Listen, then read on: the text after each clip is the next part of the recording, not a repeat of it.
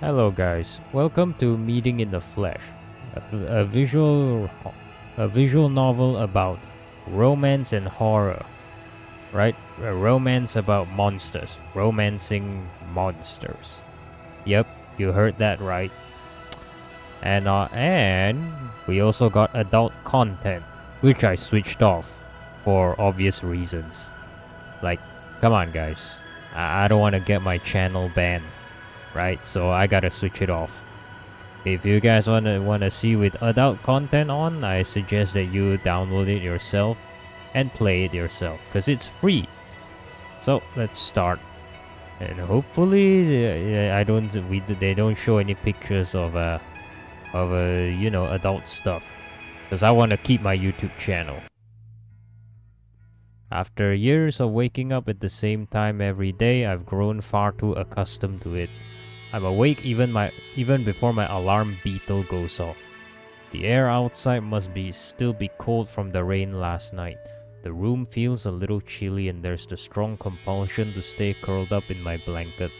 My bed is enticingly warm after all, so I decide to remain still until it's absolutely necessary for me to rise.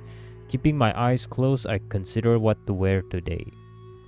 The weather today is supposed to be cloudy. Wearing an extra cloak might not be a bad idea, just one of the lighter ones. Right, what are we?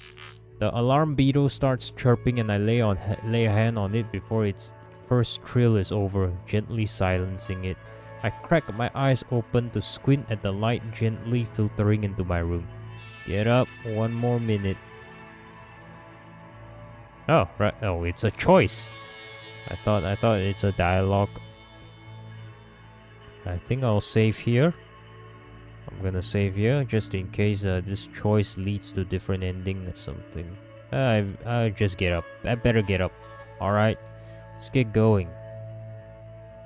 I crawl out of bed and begin my usual morning routine. It's become such a deeply ingrained habit that I hardly need to think about what I'm doing. I splash my face with water first and wipe off any pus that's accumulated overnight. Toweling my face off, I return to open the windows and the air out the place. The atmosphere outside is crisp from last night's rain. The ground's still a little moist and there's a pleasant miasma that stings at the nose. Poking my head out of the window, I take a few deep breaths to chase off the last tendrils of sleep before withdrawing back inside and making my bed. I find my way to the table to retrieve my usual breakfast, a block of salt and a cup of water. Some people go without eating in the morning and only drink water, but I found it hard to last the morning without some salt. The crystals crunch between my teeth as I look for a cloak of appropriate thickness.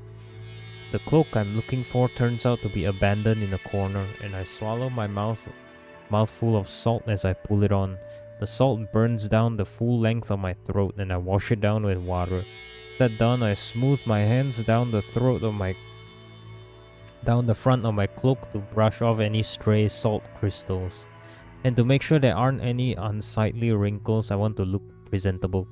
Even if I'm just a delivery agent, I still want to look good for my clients. My entire routine doesn't take more than 15 minutes. I've streamlined it well over the years. I glance outside as I close my window. The streets outside are still mostly quiet with only a few people bustling about. The owner of the corner store is quietly sweeping the streets. The rhythmic scratch of brush bristles against the damp dirt echoing down the block. A few crows linger on a nearby roof, muttering to themselves. They seem a bit more excited than usual. My room falls quiet when I close the window. As I leave, I lock the door and jostle it 1, 2, 3 times to make sure it's secure. Then I head down the streets. And that is one ugly street. Where the hell do we live? Chernobyl? The crow bellows at me when I walk past them and I glance up to give them a smile. They remember people's faces, so it's best to stay on their good side if possible. I pass them. The sky is a deeper green than it usually is. I squint and shield my eyes as I look up at the sun. That's right, I've forgotten. The eclipse is in 2 days. The primary sun looms largest overhead, but its smaller brothers don't lag far behind. the three forming a lopsided triangle. The moon lingers lower down, closer to the horizon, like a pale paper cutout laid out against the sky. It's normal for them to be scattered like this, but in 2 days, for just a few moments, they'll all align. The three suns all overlapping at one point in the sky, blocked from our view by one of our two moons. An absolute solar eclipse. Excited about the eclipse coming up. Oh god, sorry about the voice, yawning. Excited about the eclipse coming up? Agari. His name is Agari. I give a slight jump when a voice chirrups from right behind me.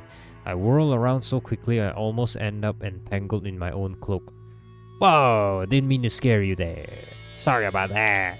No, it's alright. I was just thinking about things. One of my neighbors, Agari, from just down the block. She looks more jittery than usual, a string of saliva dribbling down from her mandibles as she also casts her gaze up towards the sky.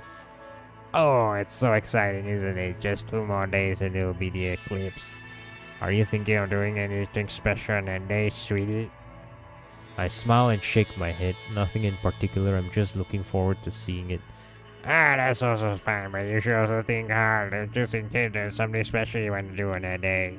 Well, an absolute solar eclipse only occurs once every century or so. A rare event. I squint up at the sky. Perhaps because of that, people view it as an auspicious phenomenon.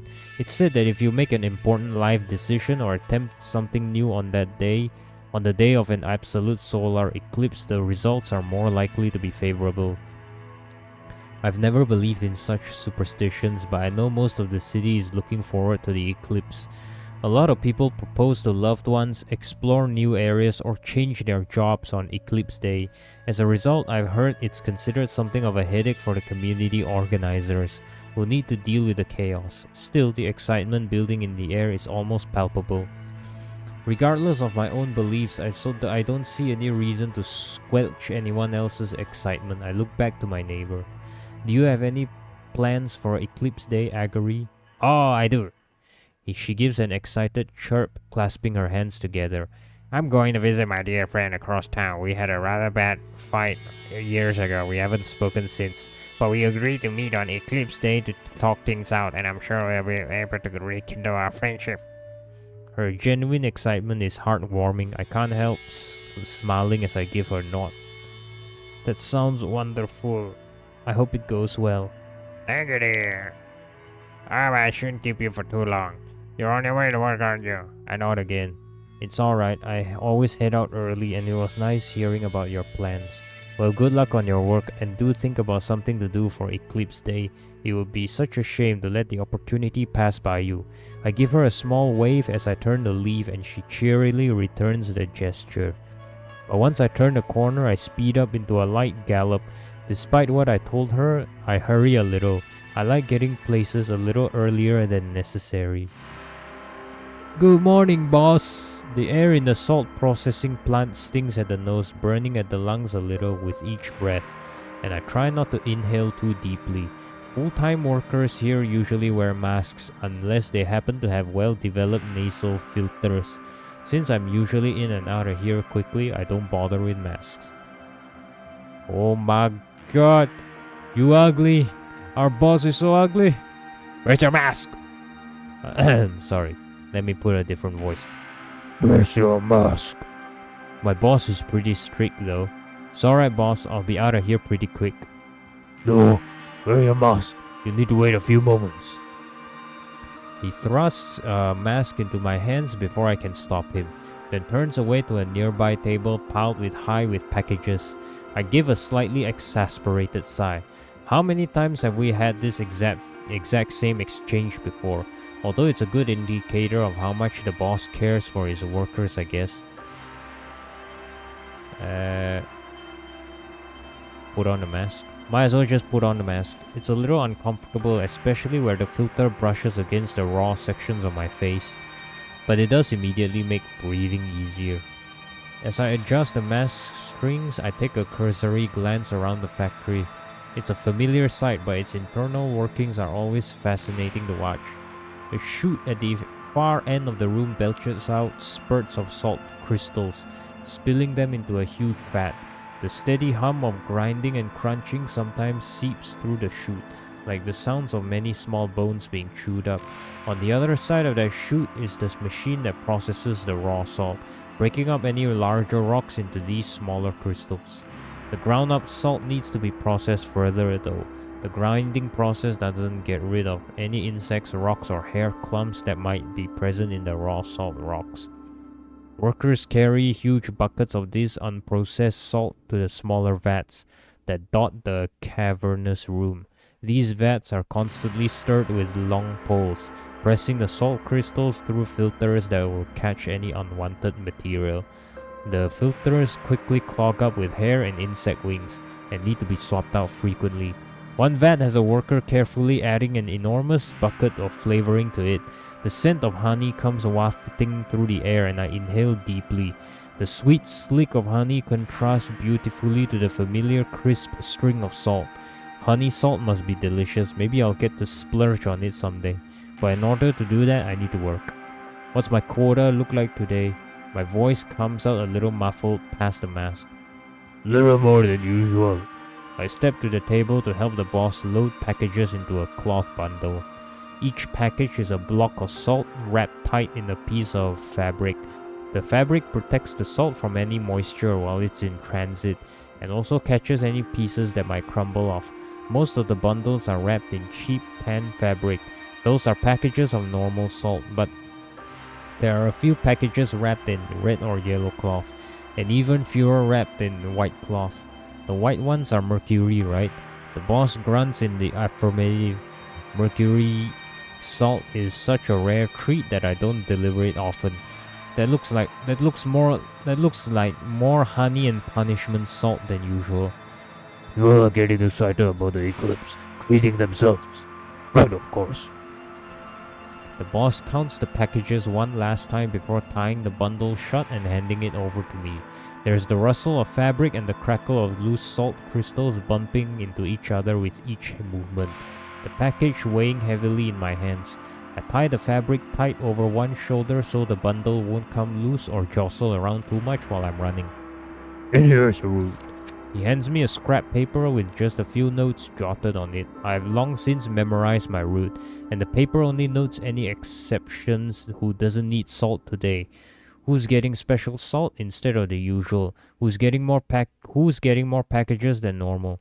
Usually I don't even need this cheat sheet, but there are a lot of exceptions today. It really does seem like everyone's changing things up in preparation for the eclipse. All the more reason to avoid making mistakes. I'd hate to deliver people the wrong salt and put a damper on the mood. Got it. Pocketing the note, I give the bundle one last tug with my hand to make sure it's in place before turning towards the door. Right before I push the door open, I remember to take my mask and hand it to the boss. He gives a snort as he takes it back, waving a hand to shoo me out and on my way. As the heavy door lumbers shut, I hear him call out gruffly. Take care. Just a tiny sliver of the plant's interior is visible past the closing door, and I give him the wave of the hand before turning back towards the street. Alright, time to begin my route. I'm curious though, what does our face look like? Am I a monster too? Like, do I look like a monster? Are we gonna find out what our face looks like? I've been delivering salt for several years now, though I was uncertain when an acquaintance first suggested the job to me. I've really warmed up to it since then. The workload is consistent and predictable. My boss is nice, if a little gruff, and the neighborhoods I deliver to are full of friendly people. Hey, starting on your route for today? Yup, have a good morning. You too. Is that my feet? My hind claws dig a little into the ground, kicking up small clumps of dirt with each step. I quickly fall into a comfortable galloping gait as I take a hard left outside the salt processing plant and start heading down the street. Huge slabs of building loom overhead on both sides. This block doesn't have many residents as it's mostly factories. I pass by those quickly, no deliveries to make just yet, but I do have one delivery to make at the corner up ahead. The building at the very end of the block is smaller. its outer walls off-white instead of a murky beige. It's not very tall either, but it does have an awesome structure sprouting from its top. A giant tower clawing up towards the sky, made of bone and coated with smooth flesh. An enormous pair of antennae protrude from the tip of the tower, their chitinous shells gleaming faintly in the sunlight. They whip back and forth at random intervals, as if raking through the air.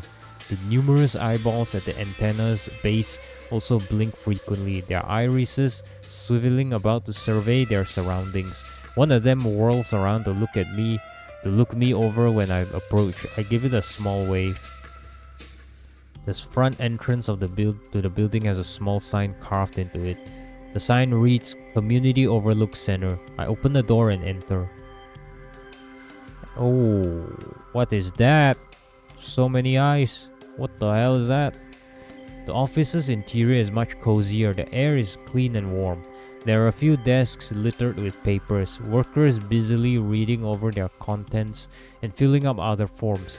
This place always looks busy when I come by, never hectic though. Despite the steady bustle of productivity, things always seem in control.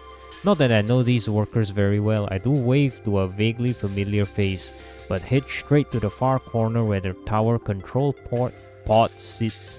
The pod's nerves crawl up the walls like a giant spider web, thick cables of flesh burrowing into the smooth rock surface. The pod itself is a giant oblong shape coated in flesh and pulsing gently. The eyeballs embedded in its surface flicker about more languidly, a few of them fixing on me as I approach, though they close wetly after a few moments of staring. They probably don't want to get squished when the pod opens. There's the loud squelch of fluid slicks flesh when the pod splits open at the center, its two halves neatly sliding apart like a beetle's carapace. A wall of hot, damp air bursts outwards as the pod opens. The interior of the pod is oozing with fluid, drips of it spilling out to dot the floor. A thick coating of it obscures the shape of the person sitting inside until he sits up and stretches his arms. Fluid comes sloughing off in sheets, spilling back into the pod's interior as he rises to his feet. There's two wet plops of suction as he detaches from the pod's nerves cables to attach to his temples. Hi, Yestol.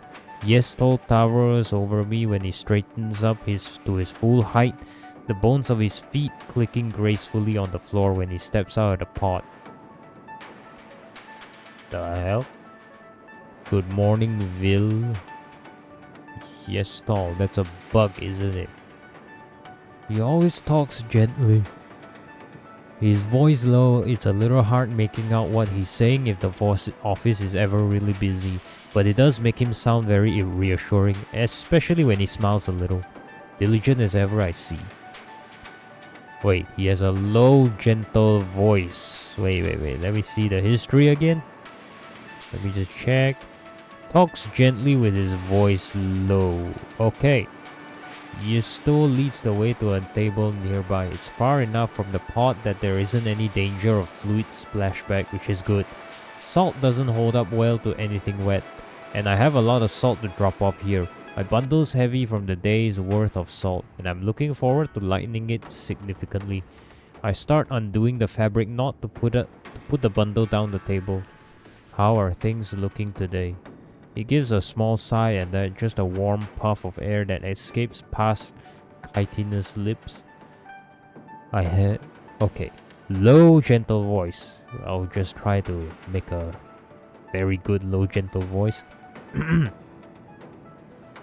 haven't spotted any real troublemakers, but there's certainly a buzz in the air. There does seem to be a little crowd congregating just north of here, and I might have to send someone to check it out later. Hopefully it's just a friendly gathering, so I can leave it be. I'd hate to have to get anyone in trouble before the eclipse. Suggest action, not sympathetically agree with leniency. Agree? Yestol's probably right, and the leeway doesn't hurt. That sounds like a good approach. I did notice a lot of people talking out in the streets, so I think it's probably just a group excited for the eclipse. Right? I'm glad you think so too. I'd like to believe most people are just getting jittery. Yestol's job seems busy at the best of times, and I can only imagine it only grows more difficult during times of excitement, like around the eclipse. There aren't very many people who can handle the pressure of being the town's overlook, especially since the overlook pod is apparently a strain to operate. But Yestol's been loved by everyone since he took the job. Highly attentive and quick to respond, he's been key in maintaining the town's peace because he's been able to spot troublemakers so quickly and send officials to stop them before too much damage is done. It's done a lot to discourage crime. That on top of being an all-around nice guy. The fabric finally comes undone, and I settle it on the table before digging through my pocket for the note. Alright, it says here that you need 24 packets of salt today, correct? Correct. 24 then. Yesto doesn't eat the 24 packets of salt for himself, of course. As the community overlook, he's also in charge of keeping an eye out for people who are ill or injured or have fallen on hard times. Anyone who might have difficulty procuring their own salt, these 24 packets will be distributed to such people. That's a little more than usual, right? Is the eclipse causing any trouble? I lay out the salt packets in stacks of 4. In a sense. Yesto gives a slightly sheepish laugh. It's no trouble, but I wanted to ensure that people aren't struggling for salt during a time as joyous as the eclipse. I'll be giving out a little extra to people who are having a hard time. My heart warms with admiration. That's really nice of you. I'm sure they'll really appreciate it.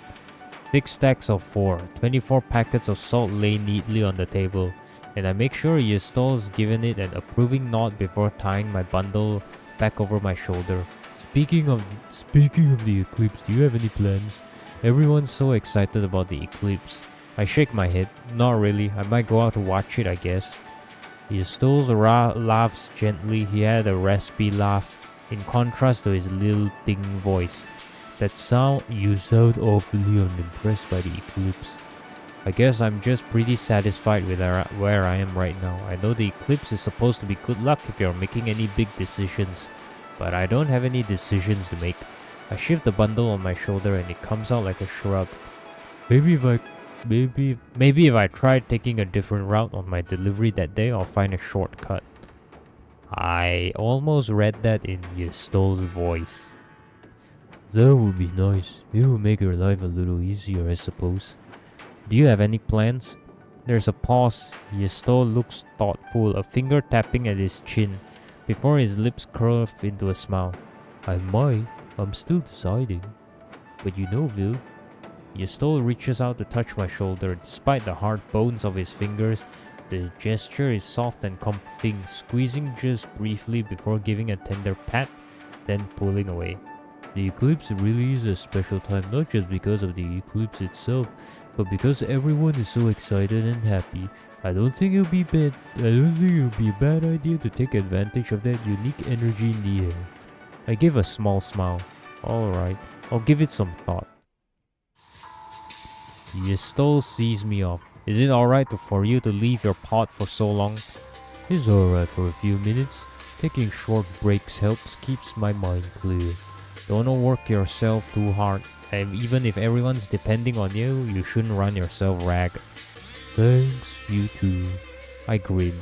Don't worry, you helped me a lot by taking so much salt off my hands. My route's always easier after I visited you.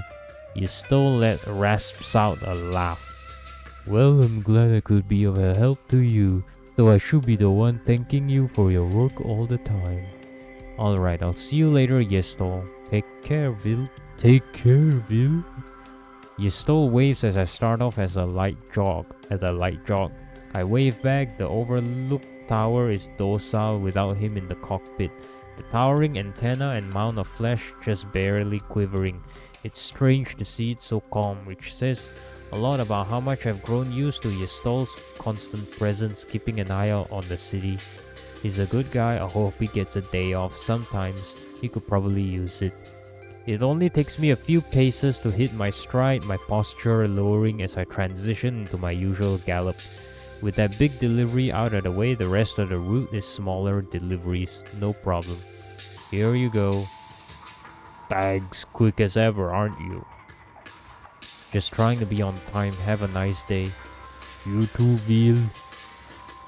Most deliveries go quickly. Just 1 or 2 salt packets to drop off along with a brief greeting. For people who aren't at home, I have to drop their salt into the usual delivery box out in front of their door. It's nicer doing personal deliveries since I like saying a brief hello to my clients. But it can't be helped, everyone has things to do. Oh my god, what do I even do the voice for this guy? Thanks, Phil. I'll just do it in Squidward. I'll just do my best impression of Squidward for this guy. Cause you know, he has tentacles. Thanks. Thanks, Phil. Honey salt, huh? Planning on doing something special for the eclipse? Yep.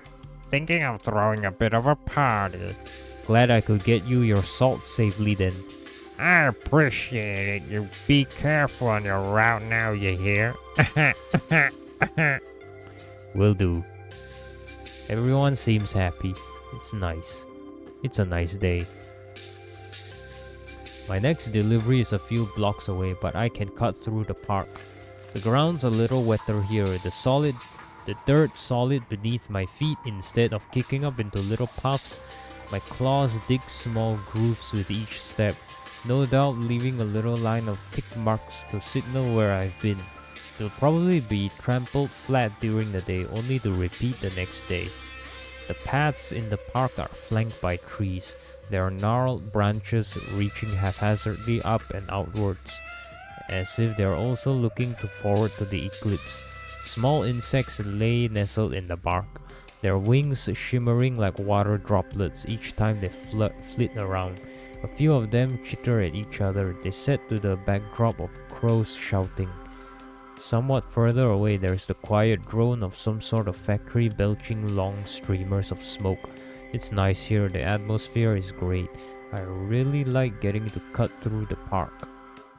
I'm so distracted that I don't hear the sound of footsteps approaching rapidly. Phil! Bratan. It's Bratan the wolf. A boisterous pillar of fur and energy comes bursting out of the foliage directly to my right. I jump almost 2 feet in the air. Hey, Phil! Bratan stinks of sweat and dirt, his fur is matted dark in spots, plastered out in strange directions from dried fluids, and there's a glob of something fleshy stuck to his jaw. Hey Bratan, been out all night? Yeah. Just as I suspected. We were exploring out westward since we smelled a lot of salt. Haven't found anything yet though. I'm sure you'll find it soon. You guys are really good at your jobs. Bratan beams at me, tail wagging side to side and knocking around some innocent saplings' branches. Bratan works as a salt scout. Salt scouts search the flesh fields outside the city in search of raw salt pools. These pools are where we harvest the raw salt for processing at the plant, then distributing out to people. An important job. In other words, salt scouts depend on their sense of smell or sensitivity to changes in the air to seek out the signature sting of salt. So apparently many of them don't mind working during the night when visibility is poor. It's not unusual to see a salt scout heading home in the morning dirty from a long night of exploring. Anyway, even after a night of what must have been exhausting work, Bratan talks at a boisterous growl. I thought I smelled you with salt, so I figured I'd catch you now. If I pick my salt from you here, it'll make your route a little easier, right? A smile tugs at my face. Bratan looks proud of his innovative thought. Say it's a good thing you didn't miss each other. Say you wouldn't want Bratan to wear himself out.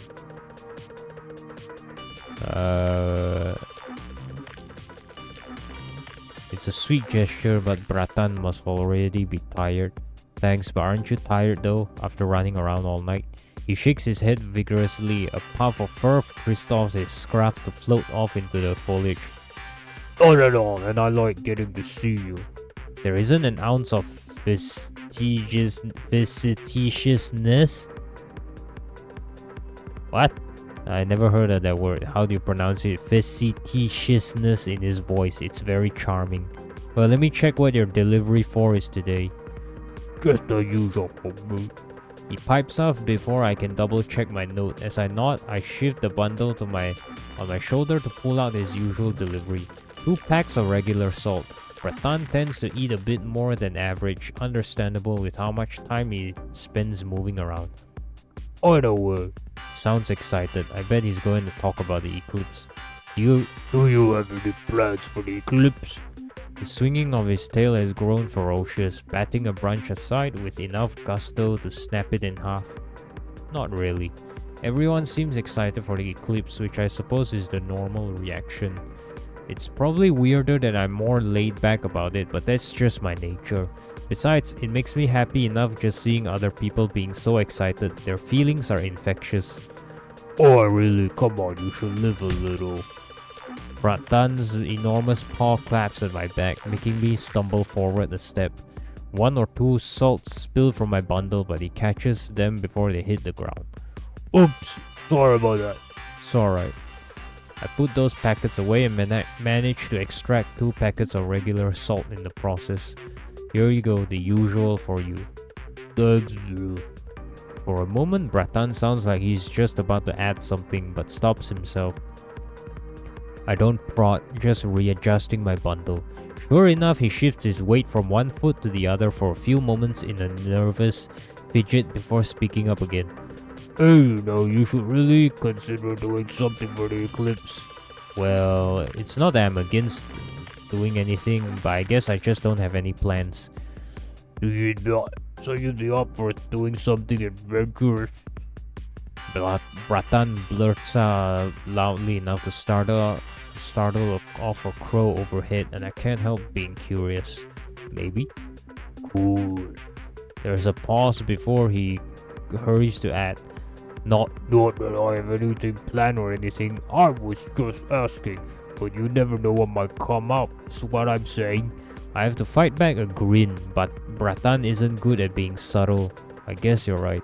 Knowing Bratan, maybe he'll teach me about some hidden location to view the eclipse from. He knows this area like the back of his hand, thanks to his job. This shortcut through the park is also something he taught me about, so I'd actually be pretty happy if he taught me about a strange new location to visit during the eclipse. It might be a nice change of pace. Anyway, I'll let you get back to your job. Bratan stifling a yawn as he says that even his endless energy must be running low after working all night. Sure, you should go get some rest. There's no warning before Bratan leans in to lick my face, his tongue dragging all the way up from my chin to my brow, leaving a sticky trail of drool in his wake, a very moist sign of affection. Keep you good on your job, and I'll see you tomorrow. And with that, Bratan's on his way. Gross! I wave as Bratan makes his loud exit, crashing his way through some defenseless bushes and leaving a trail of trampled ground in his wake. He waves back as he turns a corner around a prickly bush up ahead, then vanishes from view. It's only then that I raise my hand to my face, considering wiping away the damp tracks lingering on my face. I end up leaving it be. It's not a big deal after all, and my face gets chapped from running against the wind all day. The sheen of spit soothes the raw skin a little bit. So after one last check on my bundle to make sure it's secure, I turn my attention back to the path through the park. Time to get back to work. Boy, who is this guy? Here you go. Bagsville. You're always right on time. I appreciate it. It's nicer to get my salt directly from you instead of my box, you know. I understand. I'm glad I could get it to you too. I'm not gonna read this guy's voice in a. Read this guy's lines in a different voice, because I have no idea what kind of voice should I give him. You're such a good kid. You take care, alright? Will do, sir.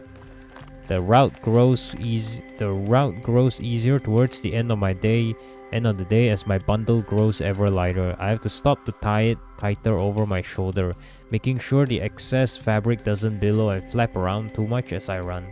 The deliveries go smoothly. Everyone seems to be in a pretty good mood, and one client gives me a cup of water that keeps me going. Though I don't need the water, it's still a nice energy boost, and I thank her for it before continuing on my way. One block has 5 houses in a row that needs deliveries. One house is occupied and I get to hand the salt direct to my client directly, but the other 4 are empty, so I leave the salt in their boxes. Maybe they're off at work, or maybe they're making preparations for the eclipse. Hopefully I can say hi to them tomorrow at least. That block done, I trot to the end of the street to the corner, but the sound of screaming catches my attention. Looking up, I catch the small sight of the small crowd a few blocks down. It takes me a moment of squinting to realize what it is. A punishment salt bath. What's this? Punishment salt? There is a giant metal tub placed on the ground, flanked on either side by an overlook officer. And inside the tub, salt. And a person, a criminal. Each overlook officer is holding a capture pole. The wires at the end of strung taut around the criminal's limbs, keeping them firmly in the salt bath.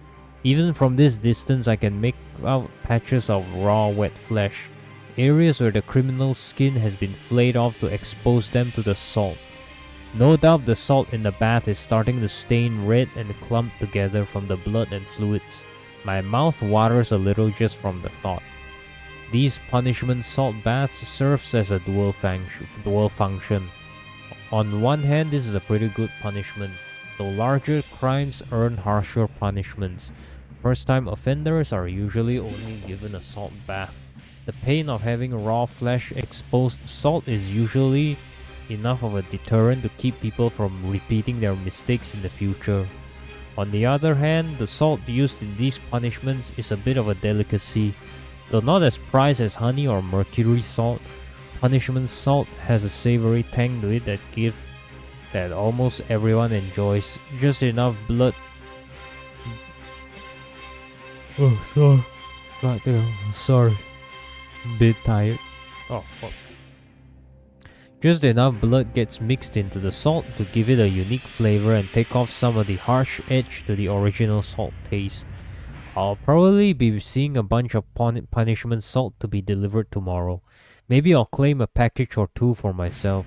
Everyone's talking about the eclipse after all. Maybe I can treat myself. Whoever is immersed in the salt gives a gurgling scream. Sunlight glints bright off the salt tub. Get back to work. As interesting as this is, I think it would be best to get back to work. I turn my attention back to the streets ahead. The officers are grunting something at the criminal, but I ignore it. Even if the smell of blood and salt in the air is tantalizing, it takes 1 or 2 or 3 quick steps and launch into a steady trot. I'm still on the job, so I shouldn't lose my focus.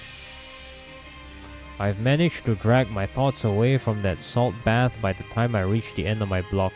I'm at the tail end of my route, and with almost nothing left in my bundle, each step feels light. I drop 2 salt packages into a delivery box before rounding the corner. Immediately there's a unique sweetness in the air. Without thinking, I raise my head to inhale deeply. Even if I'm deeply familiar with this smell, it's still enticing. One can't help but breathe in deeper inhales around this area, and there's always a few people loitering around. Up ahead is the bee store.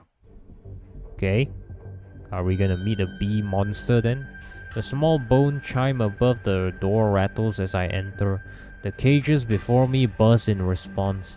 The air inside the store is already dizzyingly sweet, but the heady scent intensifies for a moment, and I utterly lose my train of thought. Standing before the entrance, I just focus on taking in 1, 2, 3 deep breaths, each lungful making me feel more languid. Okay. You're here, huh?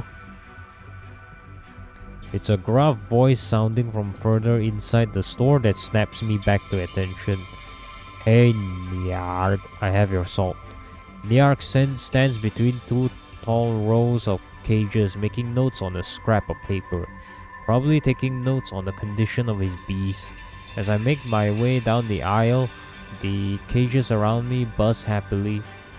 Each cage contains a large fat bee. Some are shy and turn away as I walk by, but others are more personable and bumble up to the front of the cage to poke their antenna through the bars and wiggle them at me.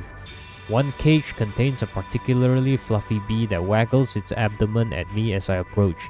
I've helped bathe this one before, so it's familiar with me.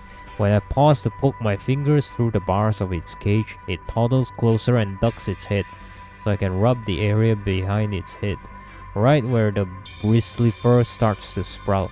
I pet it a few times, rubbing my fingers in short strokes, and it hums happily in response, flicking its wings. Honey dribbles from its mandibles, leaving damp yellow spots on the padding of the cage. Hey there, you're not supposed to be wasting honey like that. Don't blame me for that, you're the one who made her drool. Niark must have finished taking his notes because he's made his way down the aisle towards me. The bulk of his body towers over me, leaning over to peer into the cage where the bee is rubbing it at its mandibles with its frontmost legs. My girls have had to work hard these days. You shouldn't agitate them. Alright, sorry. You're fine, just don't excite them too much. Got it. The bee continues to wash its face off, and antenna flicking periodically because of the eclipse, huh? Yeah, not surprising. Bees are highly prized for their honey. Everyone loves honey salt after all. Niark's store sells both bees and honey. Bees are expensive both to buy and to care for, so not many people can afford to buy one. But saving up to buy some honey for special occasions, it's much more doable. Maybe I can do that actually, since I don't have any other plans for the eclipse. Hey Niark? Do you have any plans for the eclipse? No. Also not surprising, Niark is the type who largely keeps to himself. But I suppose the eclipse should be nice to watch. Right? I'm thinking the same thing. Maybe just take a relaxing break to watch it happen. Sounds ideal. Think I should buy some honey for the occasion? I do have a few bottles left for today. Okay. Say you're considering buying some. Okay, buy some. Niark would probably be happiest if I honestly said what's on my mind. You know, I don't do it often, but I was considering picking up a bottle since it's a special occasion and all. Do you want one now? Not now. I don't carry my wallet with my on my route. A bit of spelling mistake there, sentencing mistake, but whatever. I don't carry my wallet on my route. Maybe tomorrow. I might sell out tomorrow, but I'll set a bottle aside for you tomorrow if you want. That'd be great, thanks. Niark only grunts in response, but some of his lips quirk a little. I think he's pleased. The bone chime on the door rattles as another customer enters, and I give Niark a quick wave. I better go actually, but I'll see you tomorrow. Niark grunts again, already turning towards his new customers. I give the bees a little wave too. They buzz back at me, the sweet scent of honey in the air intensifying in that moment. I almost stumble as I turn towards the door, inhaling deeply one last time before stepping outside. My head clears immediately. The air just outside is still sweet, but it's nothing compared to the intensity inside the store. Outside, a few people peer into the window, looking at the bees on display there. Onlooker. It smells so good. Doesn't it want to go inside? Nah, I don't want to run into the owner guy. Why? What's wrong with the owner? I was about to resume my route, but I paused, pretending to adjust the fabric tied over my shoulder. Not that that's even necessary. The strangers don't pay me any attention. I heard he doesn't eat much salt. So what? But he eats something else other than salt. What? I roll my eyes a little. Nobody knows, but it's not normal to eat so little salt, you know. And my best friend once went into the store and they saw him eating one of the bees. Gross. I heard all that I cared to hear, so I finished adjusting my pack and set off at a steady gallop. There are a few weird rumors about Niark floating around, and though I once interrupted some gossipy customers, Niark told me not to bother in the future, that he doesn't care what other people say. Still, it irks me that people bother making up these silly rumors about people just because they're different. And Niark is a good guy. When I get home, I'll look through my savings to make sure I have enough to buy a bottle of honey. He seemed pleased by my promise to buy a bottle after all. Thanks, Vi. I was worried you might be late since things seem so hectic today. I'm glad I didn't keep you waiting. You always work so hard, so I know I can count on you. But don't work yourself too hard, you hear? Make sure you give yourself some time off on the eclipse. I'll do that, don't you worry. I waved to the last of my customers for that day, sighing quietly as I turned the corner back onto the main street. The empty pack over my shoulders gets folded up into a little cloth bundle I can fit into my pocket. I'll drop this off tomorrow morning while picking up my salt, so my work for today is done. Our home looks like shit if I'm being honest. Like the hell? It's not too late when I get back home, but I feel tired nonetheless. Maybe it's the atmosphere, though the walk back home had been uneventful. That spark in the air had still been present. It had been like trying to wade through a shallow pool of water, the energy sloughing off one's skin in thin sheets with each little conversation with a passerby. Everyone had seemed genuinely excited and I was happy for them, truly. But now that I'm in my room alone, I can't help wondering if it's really fine for me to have no plans at all for the eclipse. I open the window and lean out as I chew on a block of salt, feeling each bite sting at my gums. Outside, the two moons glow past a gossamer curtain of clouds. They infuse the night sky with a gentle light, warding off the complete darkness, and I bask in the cold light as I reflect on the day's events. All my customers had such different expectations for the eclipse. It sounded like Yestol had something in mind. Same for Bratan. I guess Niark doesn't have any plans, but he has to work hard leading up to the eclipse. I finish my salt, dusting my hands off outside and close the window as I retreat back into my room. Well, I guess it's kinda late to be making any big decisions anyway. And the belief that the eclipse will herald anything good is just superstition. It's a little early to be sleeping, but the day's been weirdly exhausting and I can feel sleep rolling in like a blanket of fog, steadily clouding through my head. As I sink into my bed, I stare up at the ceiling. I idly consider tomorrow's route. I guess I'm gonna be pretty busy tomorrow too. So I start going over tomorrow's route in my head. I can feel my thoughts rapidly clouding over. I'll just deal with things as they happen, I guess.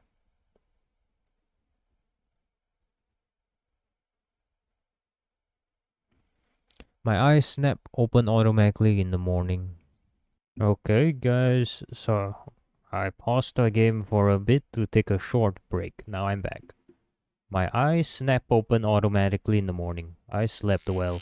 I usually sleep well. Running all day tends to do that to you. I resist the urge to roll over and bury my face back in my pillow, settling for closing my eyes until the alarm beetle starts chirping. The moment that familiar noise starts buzzing from the bedside table, I'm up on my feet, stroking its wings to quiet it. As I walk around my room munching on my salt, I glance outside where the skies are warm with sunlight. It's still early, but I can already hear the sounds of faint chatter floating through the window.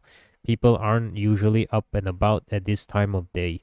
I peek out the curtains as I lick the last crumbs of salt off my lips. I can spot a few people standing around sweeping the streets or talking amongst themselves, probably discussing the eclipse. I hurry a little as I wash my hands off and prepare to leave the house. I didn't set my alarm for today any earlier than usual, but maybe I should have. I get the feeling today's gonna be a busy day. Good morning, dear. Morning, Agari. In a hurry, are we? In a hurry, are we? Just a little. Seems like today's gonna be hectic, so I should probably get to the plant fast. Alright, I won't keep you then. Have a safe day. Thanks, you too. I feel a little bad about rushing past her like this, but I can already tell that today's gonna be a bit different. Oops, I right-click. There's a strange electricity in the air, the feeling that something's gonna happen soon. A few blocks down the street, I can see a group of people huddled together, heads gathered. They look like they're discussing something very important. Their hands and claws quivering with excitement. I take a right turn into an alleyway before I reach them, so I won't disrupt them running through the group. No doubt this is an important moment for them, but I do pick up the pace into a light trot. My boss might be mad if I'm late today of all days. You're here. Sorry if I'm late, boss. You're not. Lucky for you. He sounds tense, perhaps understandably. The plant feels busier than usual, with more people bustling around. He hasn't even told me to wear my mask yet, so I do it on my own. I don't want to stress him out for any reason. How's today's route looking? You better go quick today. It's looking complicated. I follow him over to the tables where today's delivery bundles are being assembled. They don't look as put together as they usually are by this time. We're a bit behind schedule. We got far more specialty salt requests than we planned, so we had to throw together a batch at the last moment. Didn't expect people to splurge this much for the eclipse. He grumbles, but his hands don't stop moving. I stand alongside him, peeking over his shoulder at the delivery list so I can help assemble salt packets and divide them into bundles accordingly. It's true that the list looks far more complicated than it usually does. Longer too. Usually the daily deliveries are almost all plain salt, with just a handful of specialty deliveries. Today the list is peppered with requests for honey, mercury, and punishment salt. So much for my plans for requesting some punishment salts on my own. I better focus on getting the job done today first. Wrapping the salt isn't my specialty, so my movements are a little slow. But even that's better than nothing, judging by the way my boss gives an approving nod. His hands dart around the table, grabbing up salt blocks from their crates and wrapping them tight in the pre-cut fabric in one smooth movement, then sliding them across the table. I know he's been ahead of this salt plant for 50 years now. This must be second nature to him. 50 years? How long do monsters live long for? Whatever, who cares? You're a good kid, you know that? Hmm? You're a good kid. I'm not a kid. He grunts at that. I must look like a kid to him, with his age and experience. But thanks, I just want to help with what I can. He grunts again. It's not like him to say something so mushy. He must really be stressed. You're a hard worker and you care about other people.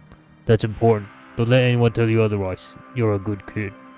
I can't fight back a grin at that. Thanks, boss.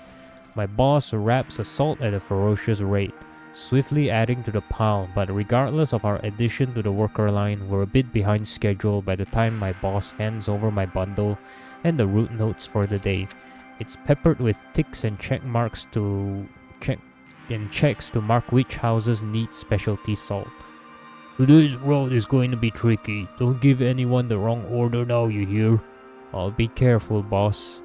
I tie the bundle over my shoulder and turn towards the door. I'll get going. Good luck there. Be careful. I give him a little wave as I turn towards the door. It's necessary to start my route at a brisk walk to keep my legs from cramping up later on, but I ramp up pretty quickly into a trot, then a light gallop. I do need to pace myself to avoid tiring myself out early on, though. Today's going to be a bit exhausting for sure, but the thought of getting everyone their special salt to celebrate the upcoming eclipse keeps me going. I hope a lot of people are gonna be happy. Here you go. Thanks, man. I think most people can immediately tell that I'm in a bit of a rush. Yeah, if I feel bad not stopping to chat with people, but it can't be helped today. Even with the fast clip I'm moving at, I'm already a little behind schedule. My feet slip a little as I round a corner too quickly. I have to dig my claws into the ground to keep from falling over. At least I'll be able to unload a good deal of my cargo at Yestol's office. The office is a bit busier than usual when I open the door to step in. The workers murmur quietly amongst themselves, heads together, hands shuffling about papers. It's usually almost silent in here to help Yestol concentrate, so any noise feels out of the norm. I did notice the eyeballs on the spire outside swiveling around frantically as I walked up. There must be a lot going on. Sure enough, when Yestol disengages from the pot and strides over to me, he looks tired. Despite the slick of fluids, his exoskeleton is slightly lacking in its usual luster. And he blinks more often, running his fingers through his hair. Good morning, Vil. Morning, Yestol. Are you holding up alright? Yestol smiles. I'll be fine, thanks. It's just been a bit busy. There were a few incidents last night, so I had to stay up to take care of them. He talks as he leads the way towards the side table where I can set out today's salt delivery.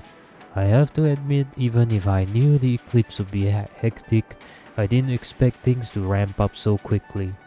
His narrow chest rises, then slowly sinks back as he looks towards his open pot. Without a controller, the pot lies dormant, its eyes closed and the folds of flesh quivering to a stop. It seems everyone's excited to make big, life-changing decisions during the eclipse, but with that excitement comes a lack of judgment in some people, so there's been more trouble in general. Yestol sighs again. Oh wait! That's Yestol talking. God damn it, I didn't notice. so I talk with a regular voice. I can see a sliver of sharp teeth past the thin gap between his lips. The previous overlook did warn me that eclipses would be hard, but I might have underestimated it a little. I give a sympathetic nod as I quickly undo the fabric of my delivery pack so I can line up the salt packets. Today's list of delivery notes is longer than usual.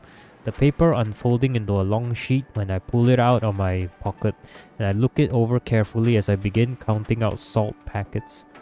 This is your first eclipse, right? That's right. At least I had plenty of time to get used to the job before I came around.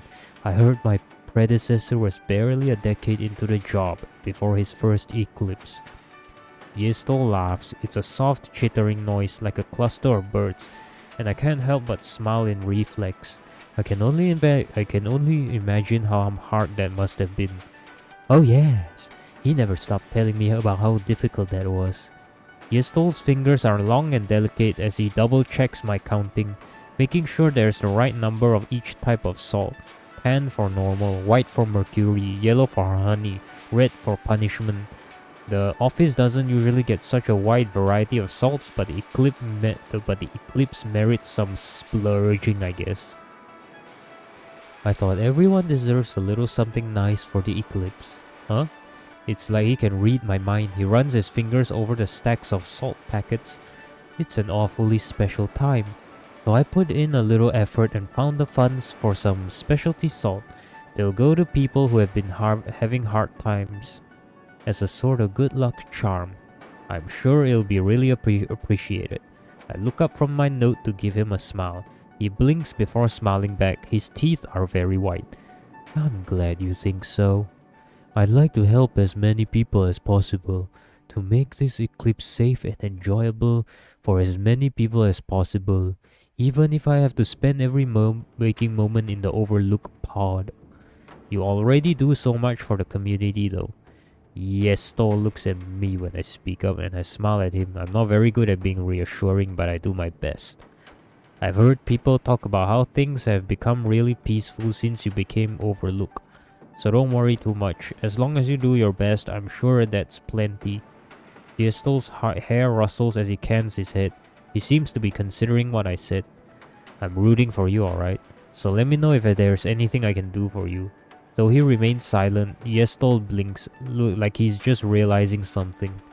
I should head off then. Wouldn't want to eat up too much of your time either. I've double checked to make sure I've set out all the salt Yestol requested.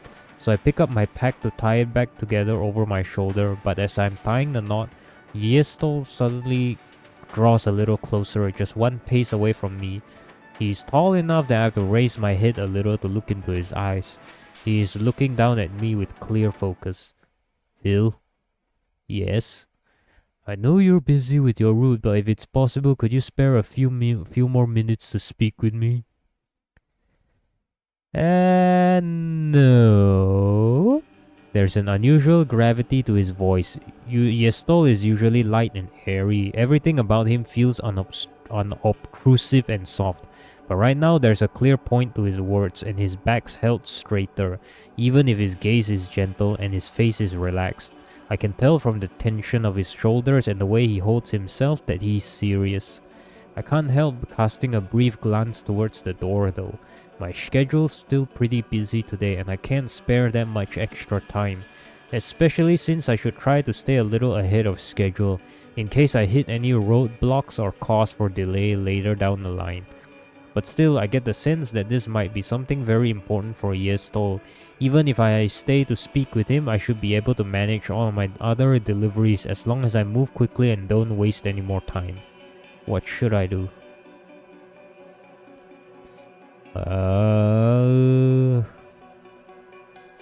So if I stay to talk to him, does this lead to a romance?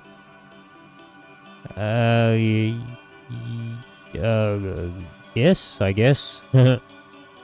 Oh crap, I forgot to save.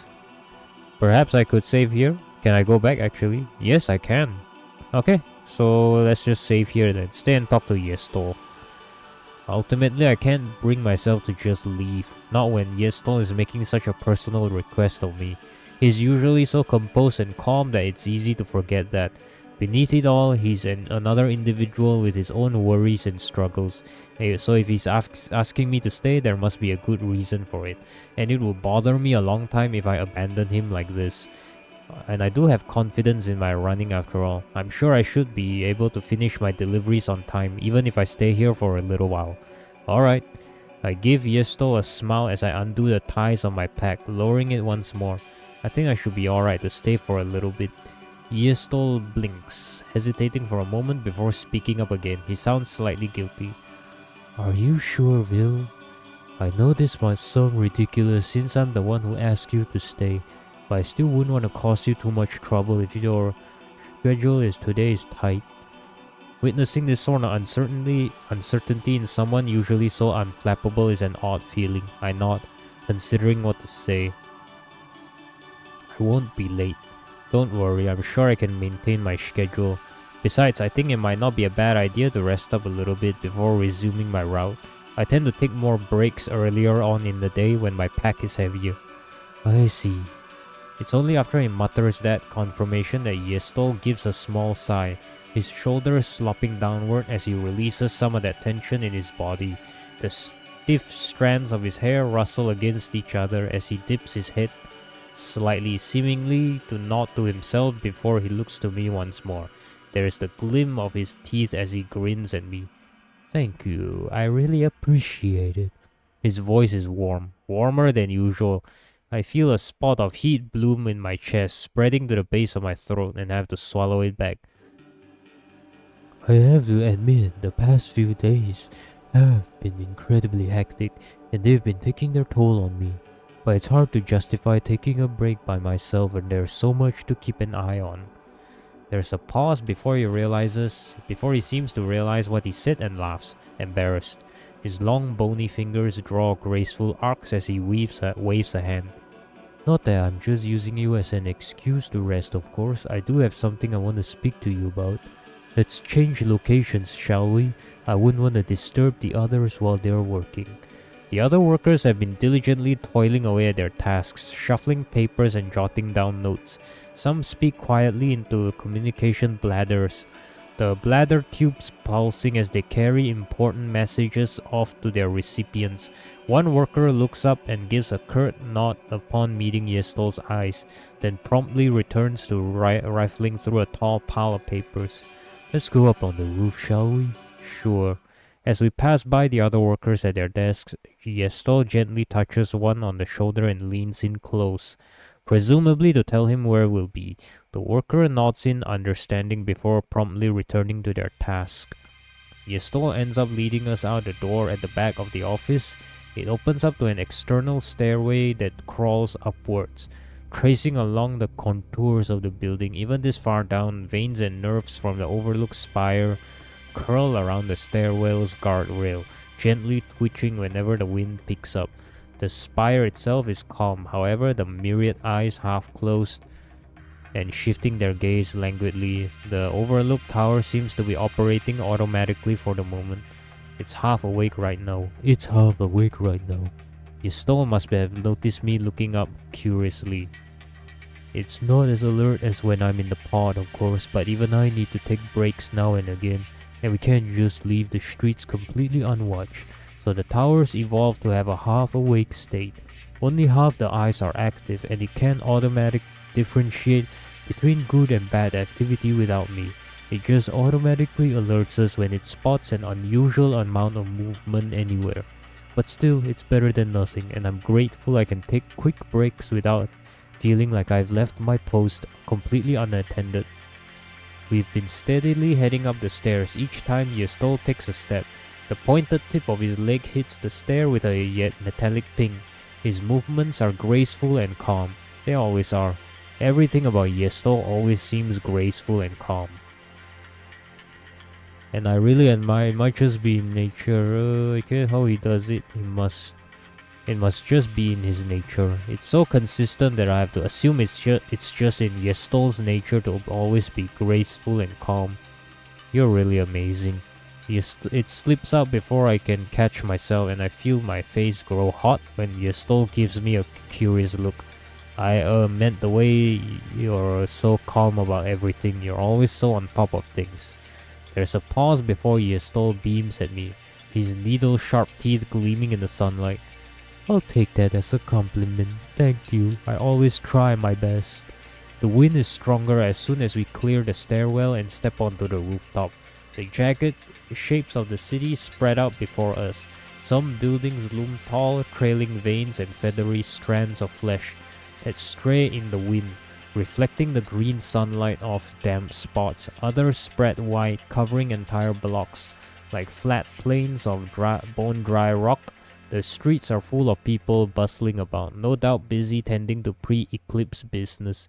Even from up here, it's obvious that everyone is excited. There's a strange electric energy in the air. It's an amazing view. It's beautiful, isn't it? Yestol walks over to the edge of the roof near the spire. He lays a hand on it, and the flesh pulses gently against the touch of his fingers. The tower's eyes languidly scanning the horizon. I come up here whenever I need a break. Looking at a city like this helps me regain my focus. Of course, it makes sense that even someone like Yestol would need a place to rest once in a while.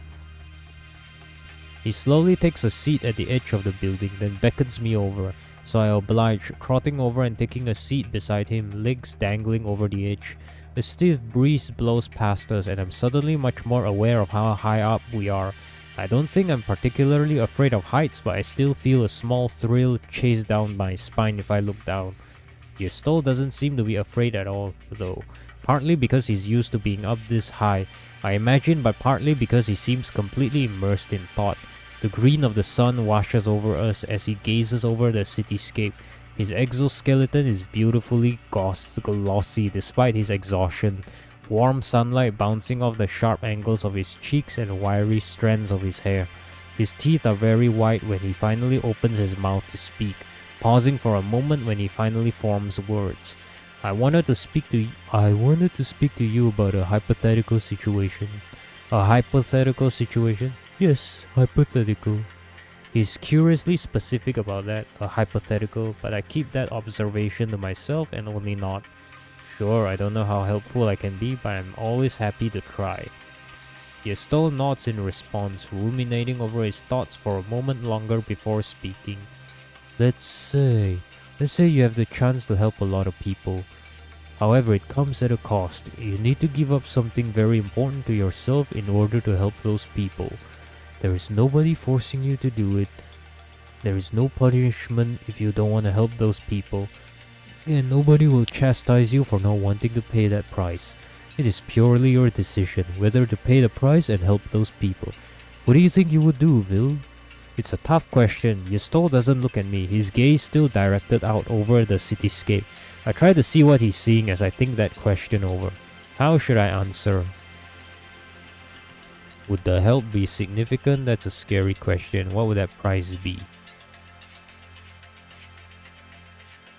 Okay, price. Oh. You need to give up something important. You need to give up something important. Oh, what would that price be? Even if I think the matter over, it's hard to give a solid answer without a better idea of what the price would be. Well, I think it might depend on what kind of price has to be paid, whether it's money or time or energy. I think everything comes with a price, so it's hard to give an answer to something like that without knowing what kind of price I'd have to pay.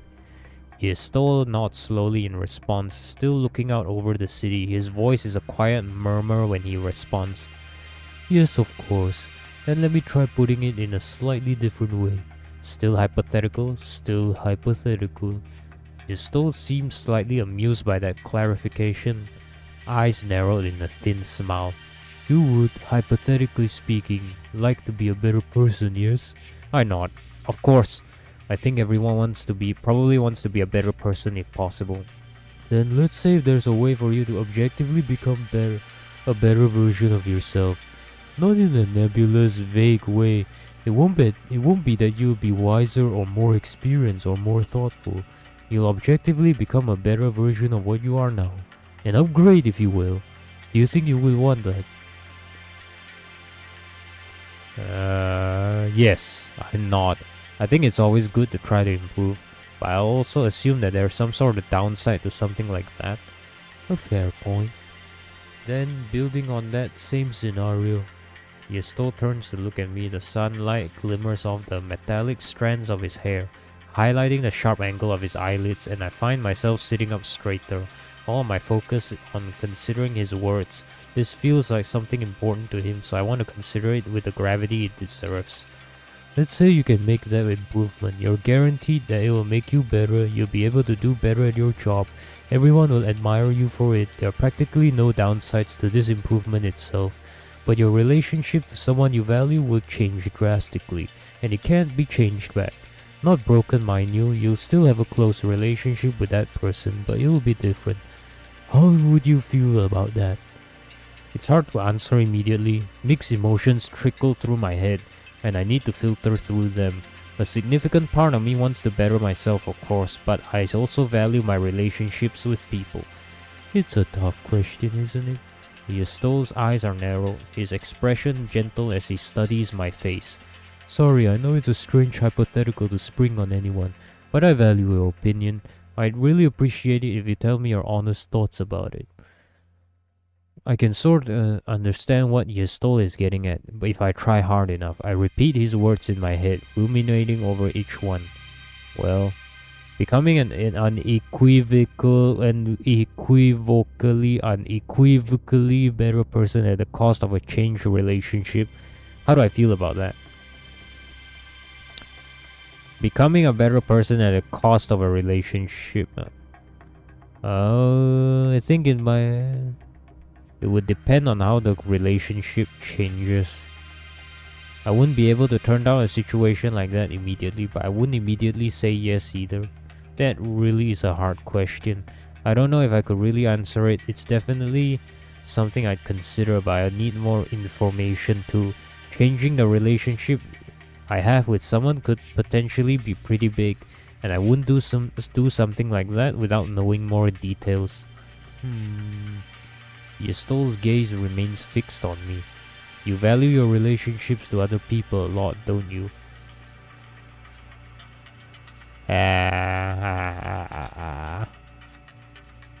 I'm just gonna go straight to romance route with him.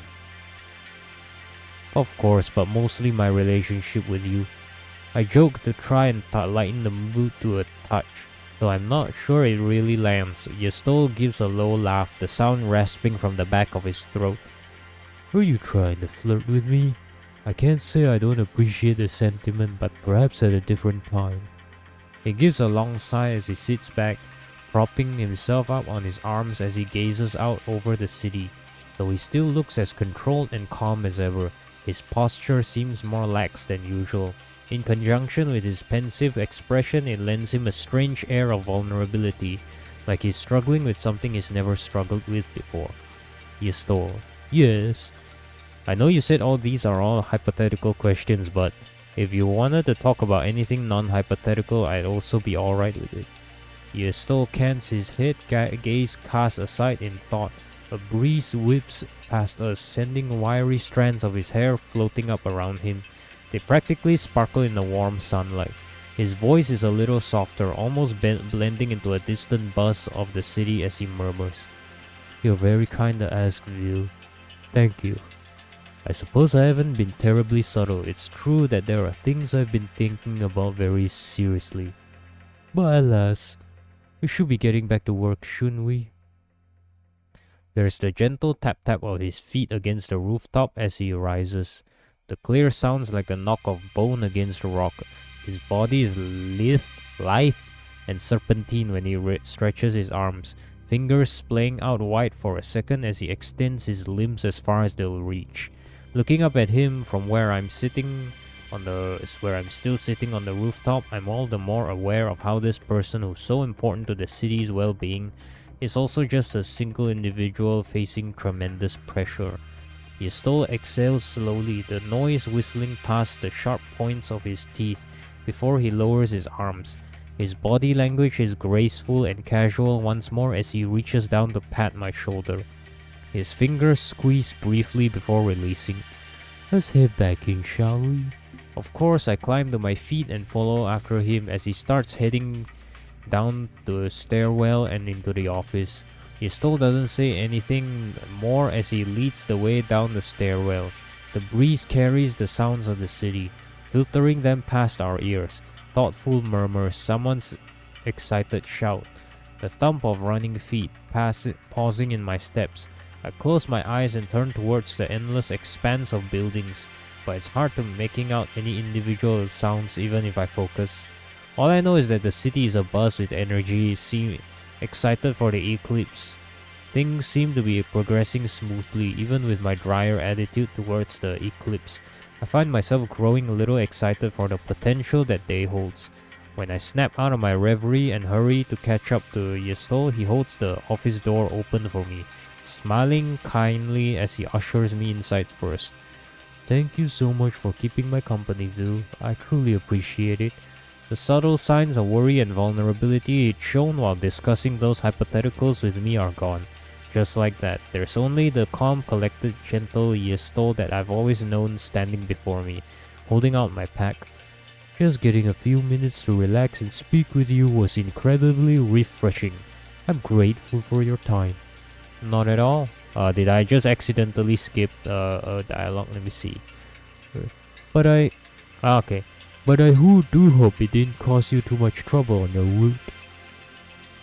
I give the most reassuring nod I can. It's a white lie in the sense that it did tighten my schedule, but I'm fairly confident it won't cause me any issues. I can make this work out. I swiftly tie my pack over my shoulders once more, jostling it to make sure it's secure before turning towards the door. I'll be going then. I hope the rest of your days goes smoothly. Don't push yourself too hard, alright? Of course. Take care, Vil. Even a few of the other works glance over, giving me a brief wave. I return the gesture as I pull the door open. I do one last check of my pack as I step outside, and as the door closes behind me, I catch one last glimpse of Yestol through that narrowing sliver of an opening. He meets my gaze and flashes me a smile, the corner of his eyes squinting, a look that feels like a genuine connection. Then the door shuts. A sizable part of me wants to linger. After all, I'm sure Yestol had more to say. The topics he brought up felt far too specific and heavy to be mere hypotheticals, and it doesn't sit well with me to leave the subject hanging in the air. But still, both he and I have work to do. Too many people will be left troubled if we don't tend to our tasks. And so I turn away towards the street, taking a deep breath. Because the claws of my feet digging as I take 1-2 steps, my next steps come faster, my gait widening as my pace picks up. Then I ramp up into a gallop, the scenery around me smearing as I gather speed. My own worries can come later. For now, I need to focus. It wouldn't do to leave people without salt when such an important day is coming up. Thanks.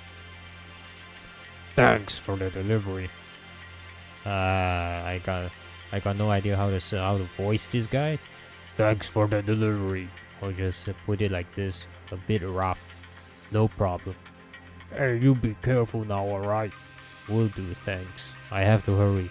I'm usually never this behind schedule. If I move quick, then I should still be able to finish all my deliveries before the end of the day and avoid getting to anyone late. But I can't really afford to delay anymore. My feet skid across the ground as I turn a corner, my claws raking deep furrows into the dirt as I straighten back up without dropping my pace. My next two clients are absent from their homes. As much as it pains me to say that's good for me today, I quickly slot their salt packets into their boxes and resume running. I'll say hi to them on another day when I have more time. I'm sure they're also busy with their own eclipse preparations. Distracted trying to think of any other shortcuts I can take without skipping any stops on my route, I don't hear the sound of approaching footsteps the instant I step into the park. And I certainly don't expect a hefty bundle of fur and fangs to come bursting out of the foliage to my immediate left. I don't manage to stop quickly enough, neither does Bratan. He collides squarely with me, knocking us both into the grass. I was waiting for you. You were? I gently push at Baratan's shoulder so he'll get off me. Not that this is a particularly terrible position to be in. Bratan's fur is quite soft and clean today. He must have taken a shower after last night's exploring, and his body is very warm. But he's still heavy, and getting pressed into the grass for too long might make the dirt seep through my pack and taint the salt. Bratan moves back obligingly, clambering to his feet and holding his hand out so I can also stand. His hand is huge. Pads of his paws squish slightly against my palm. You're still on your route, right? You're a little later than usual today. I was kinda worried I'd miss you. Yeah, I had something kinda important to take care of. I'll run with you. Thanks. He's never done this before. Still, it's not like I mind the company, and Bratan is in fantastic shape. Even as I run at a steady jog, he keeps up with me just by walking quickly. See, I found something really interesting last night. So that's why he was waiting for me. He must have been really excited to tell someone. What was it? I'm not sure. Huh? But I'm doing my best to figure it out. That sounds difficult. Bratan looks around before he continues speaking, like he's making sure nobody else is around. Visibility is poor in the park anyway, so even if someone was eavesdropping, I'm not sure if he's able to spot them. Nonetheless, he looks satisfied that we're alone, and continues that he's so excited that his voice is starting to get gravely at the edges, like he's fighting back the urge to start barking. I think it's really important, you know. I've never seen anything like it before. And I think it could change things. If it's what I think it might be, then this might be huge. I might go down in history as someone incredible. So I'm really excited to figure out more about it. He's so enthusiastic that it's infectious. I can't help smiling as I nod. I don't know much about exploring, but I hope it's something great. You're always working really hard, and it'd be nice if people got a chance to really appreciate all the work you put into your job. Bratan beams, showing all of his teeth. We jog along in silence for a few moments.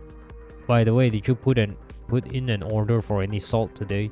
Bratan looks a little like he was startled out of his thoughts by that.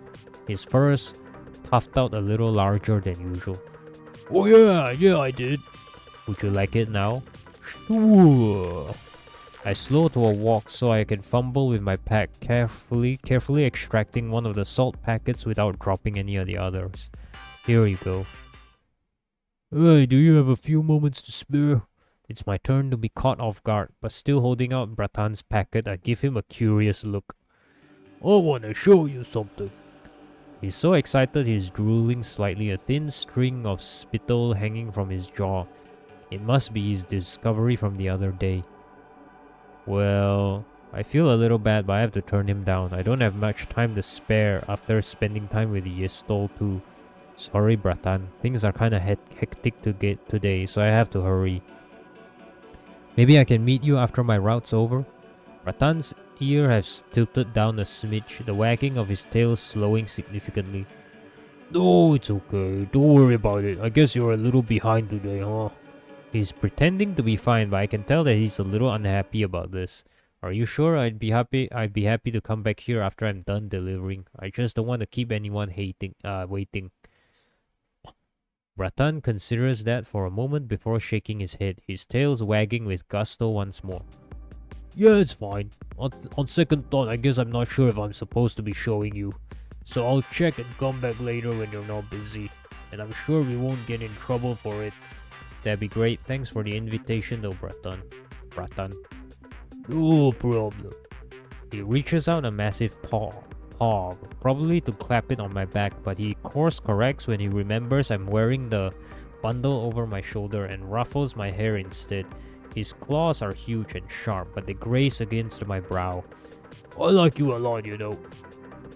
If it were anyone else, I suspect this as a very well constructed attempt to guilt trip me, but Bratan isn't the type for anything like that, so I manage a smile as I gingerly duck out from under his paw. I like you a lot too, so I'll be looking forward to seeing your big discovery in the future. Sure thing. The slick of damp ground underfoot gives way to firm rock bed as we near the edge of the park. Oh yeah, here. I'd still been holding Bratan's salt packet and hold it out to him. Right, thanks. Be careful on the rest of your route, alright? And why do I keep on accidentally double clicking? I got no, will do. I tighten the bundle over my shoulder to make sure it's firmly in place, then head off at a steady jog. Halfway down the block, I turn a glance over my shoulder. Sure enough, Bratan's still there watching me. I raise a hand to give him a brief wave and he excitedly returns the gesture before finally turning and sinking into the foliage of the park. I can't help but wondering what it was that Bratan wanted to show me. Part of me feels like I may have missed something big. But for now, I have to focus on my job. My next delivery is a good few blocks away, so I turn the corner, ramp up into a speedy gallop. Here we go. Hard at work today, huh? Yes, sir. Things have been a little hectic today. Can't be helped, huh? Well, I won't keep you. Be careful now. Thanks. Have a nice day. I'm starting to get a little out of breath. I usually manage to do my entire route at a steady pace, but today's been a day of ups and downs. I've had to rush a lot more after that talk with the Yestol, and I can feel my legs starting to ache a little. I slow from a sprint to a jog so I can go down my list of notes. I finished most of my route now, with only a few more blocks to run, which is good. A quick glance at the sky confirms that the suns are starting to set already. The sky's tinging with their usual musty green. It's starting to get late, which means I'm cutting it a little close. The palpable tension in the air has been rising all day too. There are more people hanging around the streets than usual, some rowdy and causing trouble, others pressed together in a quiet intimacy. I turn the corner to take a shortcut down the street and find my foot splashing into a puddle of red. The metallic stench that lingers in the air is unmistakable, and it's cut through with a signature sting of salt. No doubt the remnants of a punishment salt bath, or multiple salt baths. Possibly the metal tubs used for salt baths tend to leave behind dark rings of moisture on the ground. There are 2-3 circles overlapping each other. I can't tell if it's the result of one tub being jostled around or multiple tubs used in quick succession. I move quickly past this site both because I can't afford to loiter, but also because the combined smell of blood and salt is making me hungry. I haven't had the chance to take a break or eat anything today. I risk a brief glance back as I head down the streets. I've left behind a trail of dark footprints, radiating out from the pool of blood but fading with each step until they vanish. The puddle of blood is still there. It will seep into the ground eventually, leaving a dark stain for a while. Kinda like the eclipse, huh? Big happening that will leave an impression for quite a while. I'm not a very poetic person, but I can feel a little smug for thinking of a comparison like that, but I can't spare too much time to self-congratulatory nonsense. I drag my thoughts away from that drying puddle of blood and look back towards the street. Have a nice day, Bill. Thanks, you too. Thanks, you too. Time's getting awfully tight, but I should be able to finish my route on time if I keep up this pace. And I make the mistake of breathing a quiet sigh of relief to myself as I dash past a block of closed storefronts, closed for the eclipse, and round a corner quickly enough that my claws skid on the ground. I almost slam right into the bustling crowd that's loitering around, breathing in huge lungfuls of sweet, honey-scented air. What's going on? It's usually never this crowded. Sorry, excuse me. Passing through. Sorry, I have to get through here. I gingerly squeeze past a crowd of people. It turns out these people have formed a line that trails out from Nyarg's B store, but the line has grown tangled and messy as it trails out onto the streets. Getting past them is a struggle, and more than a few people shoot me dirty looks that I have to pacify by shifting the bundle on my shoulders, clarifying that I'm just here to make a delivery. Most grumble, but grudgingly let me through. A cluster of people blocks my path near the entrance, and I wait for a few people to finish their business and exit, so I can slip in as the next customers enter. I check over my bundle while waiting, picking through the folds of fabric to check how many more deliveries I have to make, although I lose count when I'm distracted by a conversation going on nearby. You've heard the rumors, right? About the guy running this store, right? I haven't. What do they say? I haven't. What do they say about him? They say this guy sucks energy out of other people. I roll my eyes while my head's ducked. I haven't heard these rumors myself, but it sounds silly. I've never heard of anyone eating anything other than water and salt with additives, much less sucking the energy out of other people. No way, that's so creepy. Right, but it makes sense, doesn't it? With how gruff this guy usually is. Yeah, he always feels kind of off, you know. Maybe that's why he has this store, to lure in victims. The two of them laugh raucously. I just tighten my bundle across my shoulders and ignore whatever else they're saying. It's all nonsense. Nyark shouldn't have to put up with this stuff. He's a good guy. Hopefully these idiots won't actually say this stuff to his face. Fortunately, a small cluster of excited customers exit the store the next moment, and I take the chance to slip inside, murmuring that I'm just here to make a delivery and I'll be out soon. Inside the store, I manage to weave my way past the crowds of people looking at bees and find Nyark near the back of the store, where he mans the counter alone. All of his tentacles are hard at work managing 6 different tasks at once, and his teeth are bared as he breathes in deep rasping puffs. He must be stressed. Hey, Nyark. Hello, Vil. Hello, Vil. He doesn't even turn my way, not that I can blame him. He's busy dealing with a customer on one side, packing up a bottle of honey with the one set of tentacles, and soothing an agitated bee with the 2 others. The smell of honey in the air is almost dizzying, stirred up by the constant movement of people in the store, and I can't help but take in a deep breath before busying myself undoing the bundle. Busy day today, huh? Sure is. His tentacles swiftly wrap a bottle of honey in fabric, then tie a piece of twine into a bow to secure it. His customer thanks him profusely before leaving with their purchase in hand, babbling excitedly to their friend about how tonight will be a special treat. Seeing everyone happy about their purchases makes it worth it though. His voice is as gruff as ever, but the corners of his lips quirk just a fraction. He really does seem happy when his customers are happy. Seems like it. I hurry to pull a package of salt from my bundle, double checking my notes to make sure I have the right packet for him. Then lay it on the counter. I'd hand it to him, but all of his tentacles are occupied packaging two different orders at the same time. I'll leave this here for you, alright? With how busy the store is, it'll probably be best if I don't take up too much of Nyark's time. I give a little nod and turn to leave when the touch of a tentacle against my shoulder stops me. Vil? Vil? He sounds serious. He always sounds a little serious, but of course. But this time feels different. Yes? There's a pause. Nyark's tentacles never stop moving, neatly processing and wrapping orders for customers standing on the other side of the counter. But the tentacle resting on my shoulder only squeezes slightly. He addresses a customer first, wishing them a nice day as he hands them their package, before turning slightly towards me. If you could spare the time, would you mind helping me out a little? I'm a little surprised, not about the request itself. Any reasonable person would ask for help managing a store this busy, but because I've never seen Nyark ask anyone for help before, I can't help feeling a little flattered that he'd ask. That said, I need to think this over for a moment. Unfortunately, I don't have much time left today, and I do still have a few more deliveries to make. Reaching back, I test the weight of my bundle with my hands, trying to gauge how much time I will need to deliver all of these before the end of the day.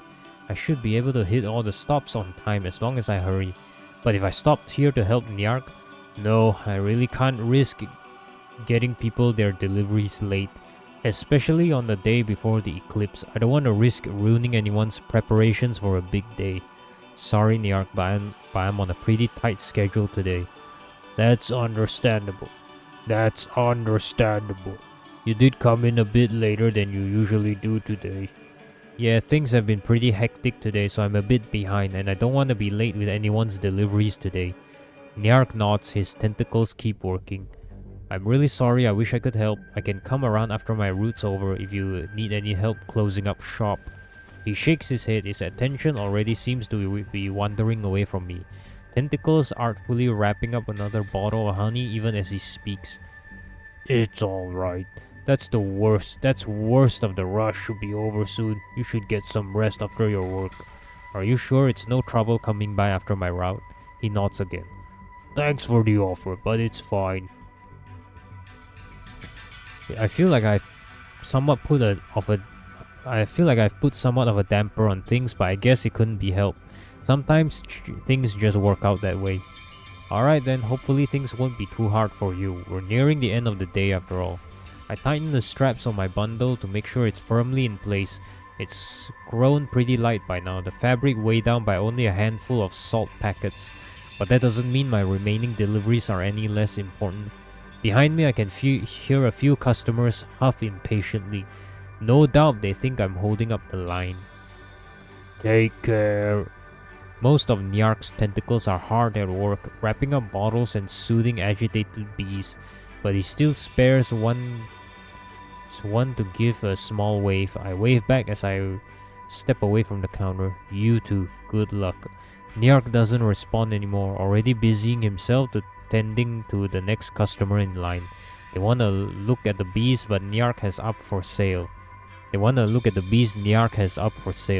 Since they're considering outright buying one, they must be big spenders.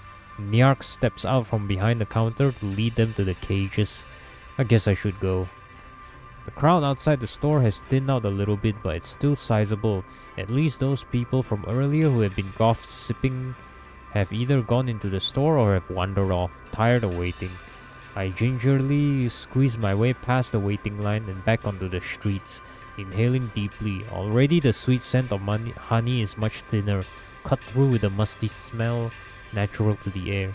Overhead, the skies are starting to streak through with darker shades of green as the sun dips towards the horizon, though there is the strong urge to linger to wait and see if the store will quiet down at all, and even to turn back inside to help Nyark.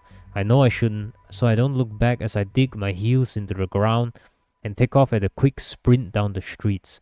At least these last few deliveries won't take long. Thanks, Vil. Seems like you had a busy day, huh? You're cutting it pretty close. Yeah, things have been a little hectic today. I can imagine, since tomorrow's the big day and all. Good work, you should go rest up. Thanks, I will. Have a good night. You too. Even smiling feels exhausting after the long day, but I still make sure to wave as I trot off, pawing at my pack to make sure all my deliveries have been taken care of. All done, and with barely a minute to spare, I really did cut things pretty close. But at the same time, I don't regret it. It feels like what happened today was pivotal and absolute worth a bit of extra running. I end up taking the long route back home, backtracking a little bit. I walk past Nyark's store, which has gone quiet by this time. I can still see flickers of movement inside, but it looks like it's mostly just Nyark cleaning up the store by himself. I cut through the park. The atmosphere here is different after dark. The spindly trees casting twisting shadows across the uneven ground. The air feels colder too, and it feels different without Bratan's boisterous presence walking by me. I walk past the Overlook office, which continues to watch silently over the city. The spire's eyeballs lazily cast over the landscape, though they blink slowly now and again as if growing tired. I think of Yestol in his Overlook pod, devoting his life to guarding the city. Tomorrow is bound to be a big obstacle for him, and my chest aches with the desire to help him in some way. I give the spire a small wave, even if he's bound to be too occupied to see such a small gesture. It's the thought that counts. I'm sure it's just a coincidence that the spire's largest eye gives a slow blink in response, but it still eases my mind a little as I turn away. My thoughts feel fuzzy as I walk back home, watching the three suns sink out of view one at a time. When I get back to my place, I just grab a salt packet and collapse on my bed. I usually don't eat in bed, but I'm too tired to care today. I roll over on my back to unwrap the fabric and drowsily bite off a small mouthful of salt. The familiar stings spreads through my mouth, hot and sharp, and I try not to think about it as I let it dissolve on my tongue. Even eating feels exhausting. I turn my head to glance towards my window. Past the closed curtains, I can see a sliver of the night sky, two moons lazily traversing that dark expanse. Though I bring the salt to my mouth for a second bite, I find that I just can't be bothered. I'll eat in the morning. I do the bare minimum to wrap the salt back up so it won't scatter over my bed during the night, but that's the absolute limit of my energy for the night. Even knowing I have to get up to clean up before falling asleep, my limbs feel so leaden, and I find myself still drifting off. But even as sleep begins to overtake me, I find myself thinking over the events of the day. A small shiver of nervous anticipation races down my spine, all the way to my toes, prompting me to wrap my blanket closer around my body. So much for a quiet eclipse. Tomorrow will probably be a very important day. I jerk awake to the sound of my alarm beetle buzzing. I immediately close my eyes and roll back over, burying my face into my pillow. The desire to go back to sleep is tremendous, which is pretty unusual. I almost never have trouble waking up in the morning, but my limbs still hurt a little bit after all the sprinting yesterday. My thoughts immediately snap to the strange talk I had with Yestol, and that certainly wakes me up. I jolt upright in an instant, my drowsiness dissipating like there's so much smoke.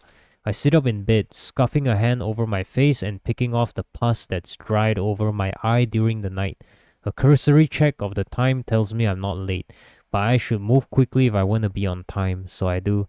And I try very hard not to think about the eclipse. I'll have the time to spare for that once that I'm actually on my route. Huh? I told you, take the day off. I made it on time to work, squeezing past some loitering crowds in the streets, jogging the last stretch of the way to the salt plant, only to find the place quieter than usual. Though there was still the familiar rustle of salt pouring into filters, the scrape of long poles mixing through vats, and the glop of honey being emptied by the bucket, there were fewer workers than usual. The boss seemed a little less harried than usual too. And when he beckoned me over, he sprang that surprise on me. Delivery roster today is short. He has the delivery list in hand, and he flips through the pages, swiftly double-checking each one with a stubby pencil. Turns out a lot of people are asked to have their delivery for today put on hold, heading out of town because of the eclipse, I imagine, or have plans of some sort. Whatever the reason, we barely have half the usual number of deliveries. He scratches at the scale of his snout with the back end of his pencil. Felt silly making all of you run your routes, so I reorganized the routes, and a few of you have barely taken any days off, so I'm giving you today to rest. Go enjoy the eclipse. I automatically give a dip of the head in thanks, but it still hasn't properly sunk in. I build my daily schedule around my work, and suddenly being told that I have the whole day to myself is jarring. The boss seems to notice my hesitation and gives a hard clap on the back. Even if he meant it playfully, he's a strong guy, and that casual web is almost enough to bowl me over. He laughs as I whiz. Go on, kid. You're young. Go do something fun. You deserve it. You're sure there isn't anything I should be doing? You doubting me? No, sir. Leaving the salt plant empty-handed so early in the day feels profoundly weird, and I'm not quite sure what to do with my hands as I head towards the door. It's almost a relief when the boss calls me right before I reach the door. Right, Will, hold on a second. Yes, boss. He trumps over, digging through the pocket of his apron and pulling out a few scraps of paper. He returns most of them to his pocket, but holds one out for me. Somebody from the Overlook office came by earlier and gave me this. Said it's for you. Yestol sent somebody? The boss nods.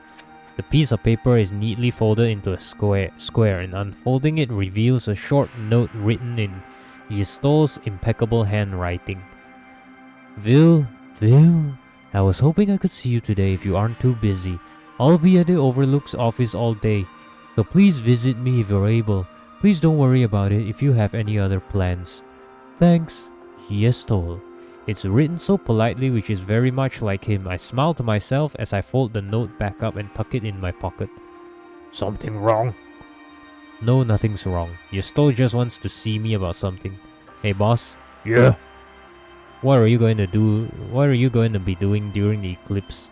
He smiles, the mask straining to stay in place on his snout. I can almost picture all the teeth he's showing. The boss doesn't smile often, but when he does, it's very kind. So it's a pity the mask is in the way. I'll be watching I'll be watching the eclipse with my partners while we enjoy a packet of mercury salt together. Mercury salt? That's right. That's right. He gives a proud huff, arms across over his chest. Jin thought it was extravagant, but I know Dirth loves it, so I went for it. As if I'll let this special day go by without doing something nice for the loves of my life. That sounds really nice. I hope you have a nice evening. We will, so you should too. I wish the boss a good delay and leave soon afterward. I don't want to delay him any further when there is still work to do. Hopefully he and everyone else at the plant will be able to finish up quickly and enjoy the rest of their days. Though I do still feel some guilt about taking off by myself when everyone else is working hard. I also don't want to waste the time by what that was kindly given to me. Standing out in the streets, I watch people go by for a few minutes. It's actually not as crowded as I feared it would be. No doubt a lot of people are traveling, or are already holed up with people important to them. Far down the streets, I can see what looks like a small brawl. I guess that might also be something important to the people involved, but I do hope it doesn't last long. It'll be awful to spend the eclipse day in a salt bath. Tugging my cloak closer around myself, I inhale deeply. The air feels electric, stinging at my nose. Alright, I guess I should get moving. The streets are abuzz with activity as I head towards the Overlook office. If there was a strange electricity in the air yesterday, then the very atmosphere is crackling with energy today. As I walk past a popular garment store on the main street, the window shatters as a body comes hurtling through it. Fragments of organic glass go skittering in all directions as the defenestrated individual rolls across the pavement, shouting and howling. A second figure comes bowling out of the store moments afterward, landing on the first in the vicious tackle. There's only a short pause before fists start flying as both parties attempt to pummel each other. A small crowd gathers around the fighters. Some people spectate quietly while others cheer and shout. It doesn't matter if these fighters are strangers or not, they are no doubt engaging in on something that matters a great deal to them. On this auspicious day, fights too are important. After all, This may be a way for them to settle a long-standing grudge. I peer past the onlookers for a few minutes before continuing my way, giving the crowd a wide berth just in case. It wouldn't do to get embroiled in a big brawl after all. I've just put up the fight behind me when a pair of Overlook officers ran past me, shouting for the crowd to back off and give the fighters room. My steps slow as I glance over my shoulder. The fight is still going on. Judging by the shouts and scuffling noises, the officers wave their batons to get the attention of onlookers, urging them to step aside. Of course, it's the Overlook's job to ensure that things go smoothly on Eclipse Day. It wouldn't do for strangers to interrupt the personal fight or for the fight to involve third parties. It must be difficult, there's so much going on today. Up ahead, a loud shout catches my attention. A small crowd is gathered around a tall figure who stands with arms raised, shouting indistinctly. I think they're announcing something important. The crowd gathered around them seems excited. This too is probably something the Overlook officers will have to keep an eye on. I can see the Overlook spire up ahead, looming over above the other buildings. The spire's eyes dart back and forth rapidly. Even from this distance, I can see the spire's flesh pulsing rapidly in spots, frantically pumping blood through its veins. I don't think I've ever seen it so active. Yestol must be working harder than he ever has. The note he left for me had seemed so candid, but Yestol always seems to try and seem at ease. I can't imagine this is actually easy, even for him. The fight behind me sounds like it's escalating. The heavy, meaty sounds of knuckles pummeling into flesh echo down the streets, but I don't pay them any attention. Instead, I quicken my pace, heading towards the Overlook office at a run. I don't want to keep Yestol waiting any more than absolutely necessary. Excuse me? My first thought is that the office feels weirdly quiet as I push the door open, which is odd. Shouldn't it be bustling with activity today? And then I realize what's going on. The office is emptier than usual. Some desks looks like they have been abandoned in a hurry. Paperwork thrown in all directions. Others are manned by their usual occupants, piled high with papers and communication bladders, their tubes crisscrossing the floor like cobwebs. There's the constant furious scratch of pen tips on papers, punctuated only when a worker grabs a bladder to whisper furiously into it. The communication tubes pulse non-stop, carrying a steady stream of messages out of the office to the Overlook officers out on the field, I assume. Doing my best not to interrupt their concentration, I make my way past their desks towards the Overlook pod in the corner. So immersed in their jobs, the workers all ignore me as I step over their communication tubes. Yestol. The eyes on the pod are half-lidded, and it's not until I speak up that they blink open and turn to me. I got your note, but I can come back later if you're busy. There's a brief pause before the eyes simultaneously shut, then the pod cracks open with a wet, squelching noise. No, I'm glad you came. Yestol's voice is muffled by the sound of fluids sloughing off him. His exoskeleton sheds the coating of slime easily, and when he brushes his hand over his body, it comes off him in vicious strands, plopping back into the pod's pool in big globs. Thank you for dropping by on such short notice, Vil. It was a rather sudden request, so I wasn't sure if you'd be able to make the time. He bends down to brush the last of the pod slime off his body, then carefully extracts one leg from the pod, letting the slime drip off of it completely before he sets it on the floor. Then he repeats the process with the other foot, and then his balance slips. Perhaps because of a residual streak of slime, his foot skids sideways and he topples over. Fortunately, my reflexes are quick enough that I can prop him up before he hits the floor or crashes back into the pod.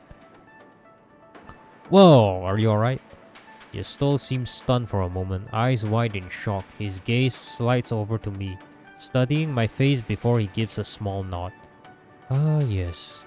Thank you. I suppose that could have been dangerous if I hit the floor. Behind me, I hear a worker ask if everything is okay, but most of the others don't even seem to have noticed anything happening. Their focus is incredible.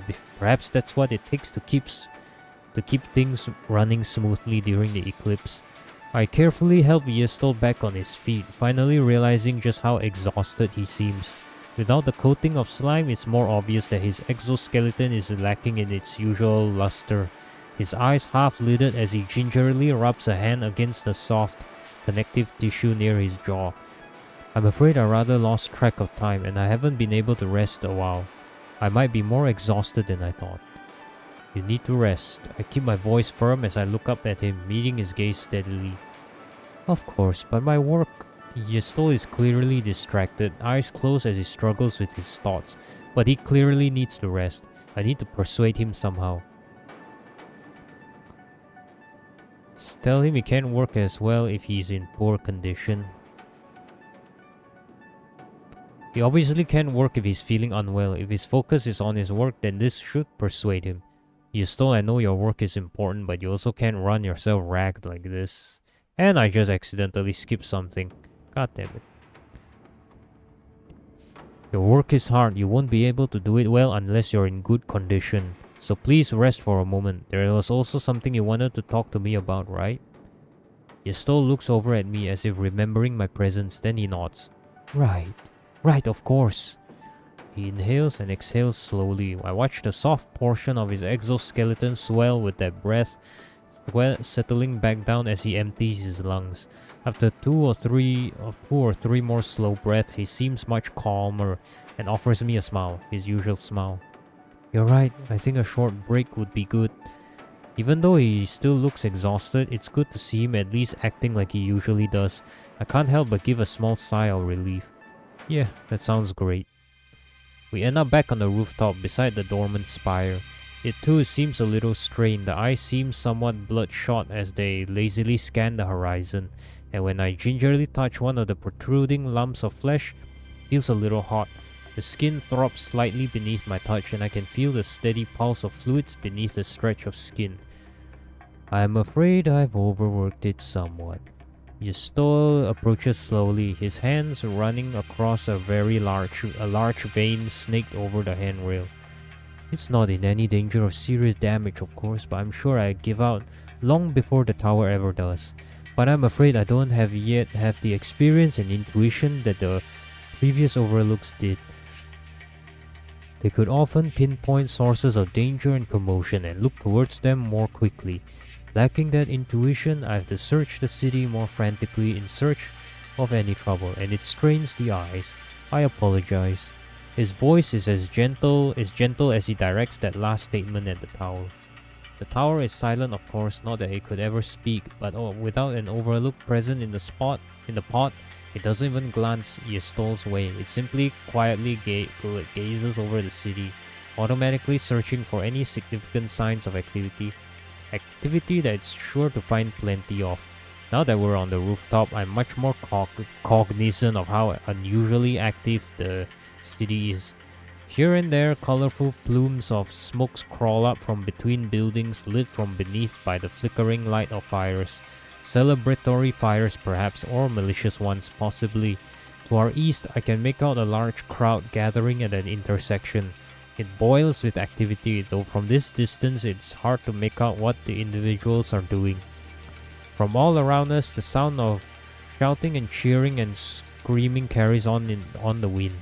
The breeze always whips away those voices before we can make out specific words, but the impression we get is always the same. Today is a day unlike any other in recent memory. Controlling that chaos must be a gargantuan task. I can't imagine how difficult it is for Yestol and the other Overlook workers. Alright, Yestol? Yes? I'd been lost in my thoughts as I stared out over the city, and Yestol had taken a chance to quietly take a seat beside me. His legs swing off into the empty air off the edge of the building as he looks up at me. I take a seat as I continue. The office seemed much emptier than usual. Did something happen? I assume it'll be much busier on the eclipse. Oh, that. I'm afraid we lost quite a few workers today. Officers too. They are individuals after all, with their own priorities and desires. It may be our duty to watch over the city, but it's difficult to place duty above something truly important to you. Say, traveling someplace to meet someone very important, or settling a lifelong grudge against a bitter foe. Yastol's voice is steady and soft. There's no trace of ill will or bitterness in his voice. In fact, part of me wishes they were here to help, of course. But another part of me is grateful. It means they trust me enough to look... Ah, wait, that's Yastol's voice. But another part of me is grateful. It means they trust me enough to look over the city despite their absence. I should have prepared for this in the first place. It was my mistake, not anticipating it. So I'm grateful they trust in me regardless.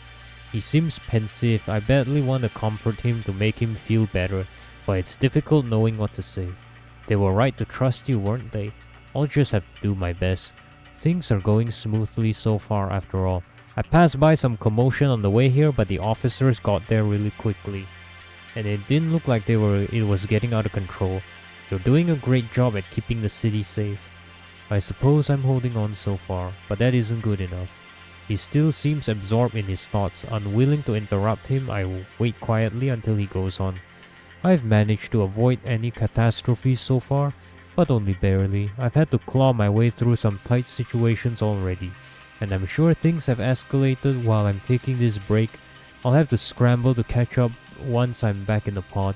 But you were also right that I need to rest periodically to maintain my focus, or else I'm liable to make more mistakes, which would be equally bad.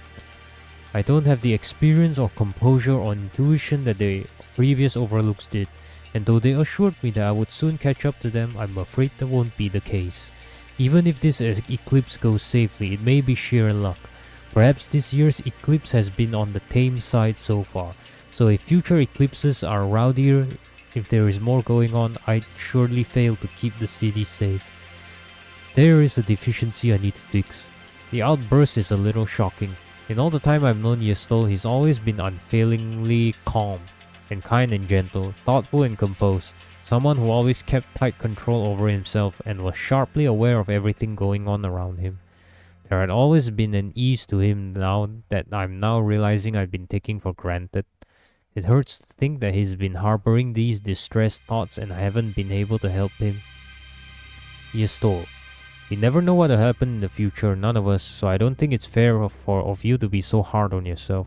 And I don't think you're deficient in any way, like the previous overlook said. If you're just lacking experience, then that'll fix itself as time goes by, won't it? You're not lacking in anything. That certainly caught his attention. Yastol looks over at me sharply, eyes wide, and my voice dies in my throat. Had I said something wrong? Oh, I'm sorry, Vil. I didn't mean to surprise you. I must have looked taken aback because Yastol suddenly smiles. It's a little rueful, a little embarrassed, highlighted by the way he touches a hand to his face, finger tapping against his jaw. I was so absorbed in my thoughts, I was practically talking to myself. There's something I should have explained first. It's why I asked you to come here. After all, I apologize. I shouldn't have hurried to say those things. He seems to calm down somewhat, taking another deep breath before he shifts position to look at me more directly. Phil, have you ever met one of my kind before? The conversation is not going exactly where I expected it to. Regardless, I give the conversation some serious thought, then shake my head. I don't think so, not to my memory. Right then, I assume you aren't familiar with our life cycles either. Probably not. Then please let me explain. It won't take terribly long. Okay, I need to check whether I double skip it again. No, I didn't. Myself and many of the others who have served as Overlook, our kind has always been perceptive. We have always excelled at pinpointing anomalies in our surroundings and addressing them as quickly as possible. Of course, we don't take this for granted. In the long history of this tower, there have been many who served without being the same kind as us, and not all of our kind are fit to serve as Overlook either. It's a position we work towards and serve with gratitude. Those of us who are selected as the Overlook have always been honored by the position and pour all of our efforts into doing the best job we possibly can. Because we love the city, of course, but also because we don't want to have any regrets. We don't want to look back at our time as Overlook and think, I could have done better, I could have done things differently. And in that vein, there is something in all of the previous Overlooks did before experiencing their first eclipse. bonding with a partner. I can understand why Yestol reacted the way he did to my attempts at comforting him. This thing he was lacking wasn't an abstract criticism of his own abilities, but something concrete he felt he failed to do. Bonding with a partner, I feel slightly embarrassed knowing I'd misunderstood him so drastically, but only not to show that I'm following along with his explanation. Yestol continues. You see, no matter how perceptive we are still just one individual with one in mind. By bonding with a partner, however, we evolve a step further. We create a deep connection with a second mind, becomes something greater than the sum of its parts. And you feel like you should have made that bond before the eclipse? There's a pause before Yestol shakes his head. That isn't quite it. I don't regret having put off my bonding until now, of course. It might have made it easier on myself to survive this eclipse if I were bonded. At least it would give me peace of mind knowing that I've become the best possible iteration of myself before facing this challenge. But I also didn't want to bond before this eclipse because the bonding process would necessitate changing my relationship with that individual. A rather drastic change and one that can't be reversed. The puzzle pieces are falling into place. I can see now why Yestol was discussing these hypotheticals the other day. This is what he'd been worried about. My worry eases just a fraction with a better understanding of what Yestol was trying to say. I think I can better understand his concerns. A drastic change to a relationship. Thoughtlessly, I murmur the words under my breath. Yestol nods and continues.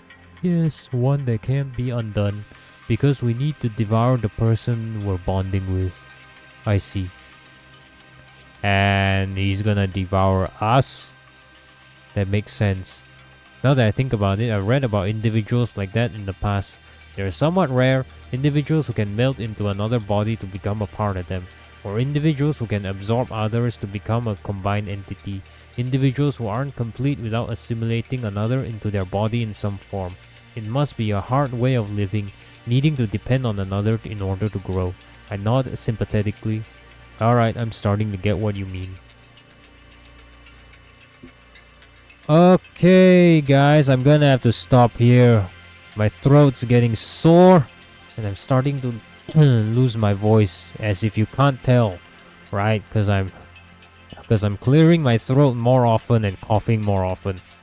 I really need to stop here. I can't read anymore. And the recording right here says it's been 1 hour and 18 minutes. Okay? I'm stopping here. Christ, I'm gonna die if I go on like this. We'll continue this on part 2. Okay? Thanks for watching. See you in the next part.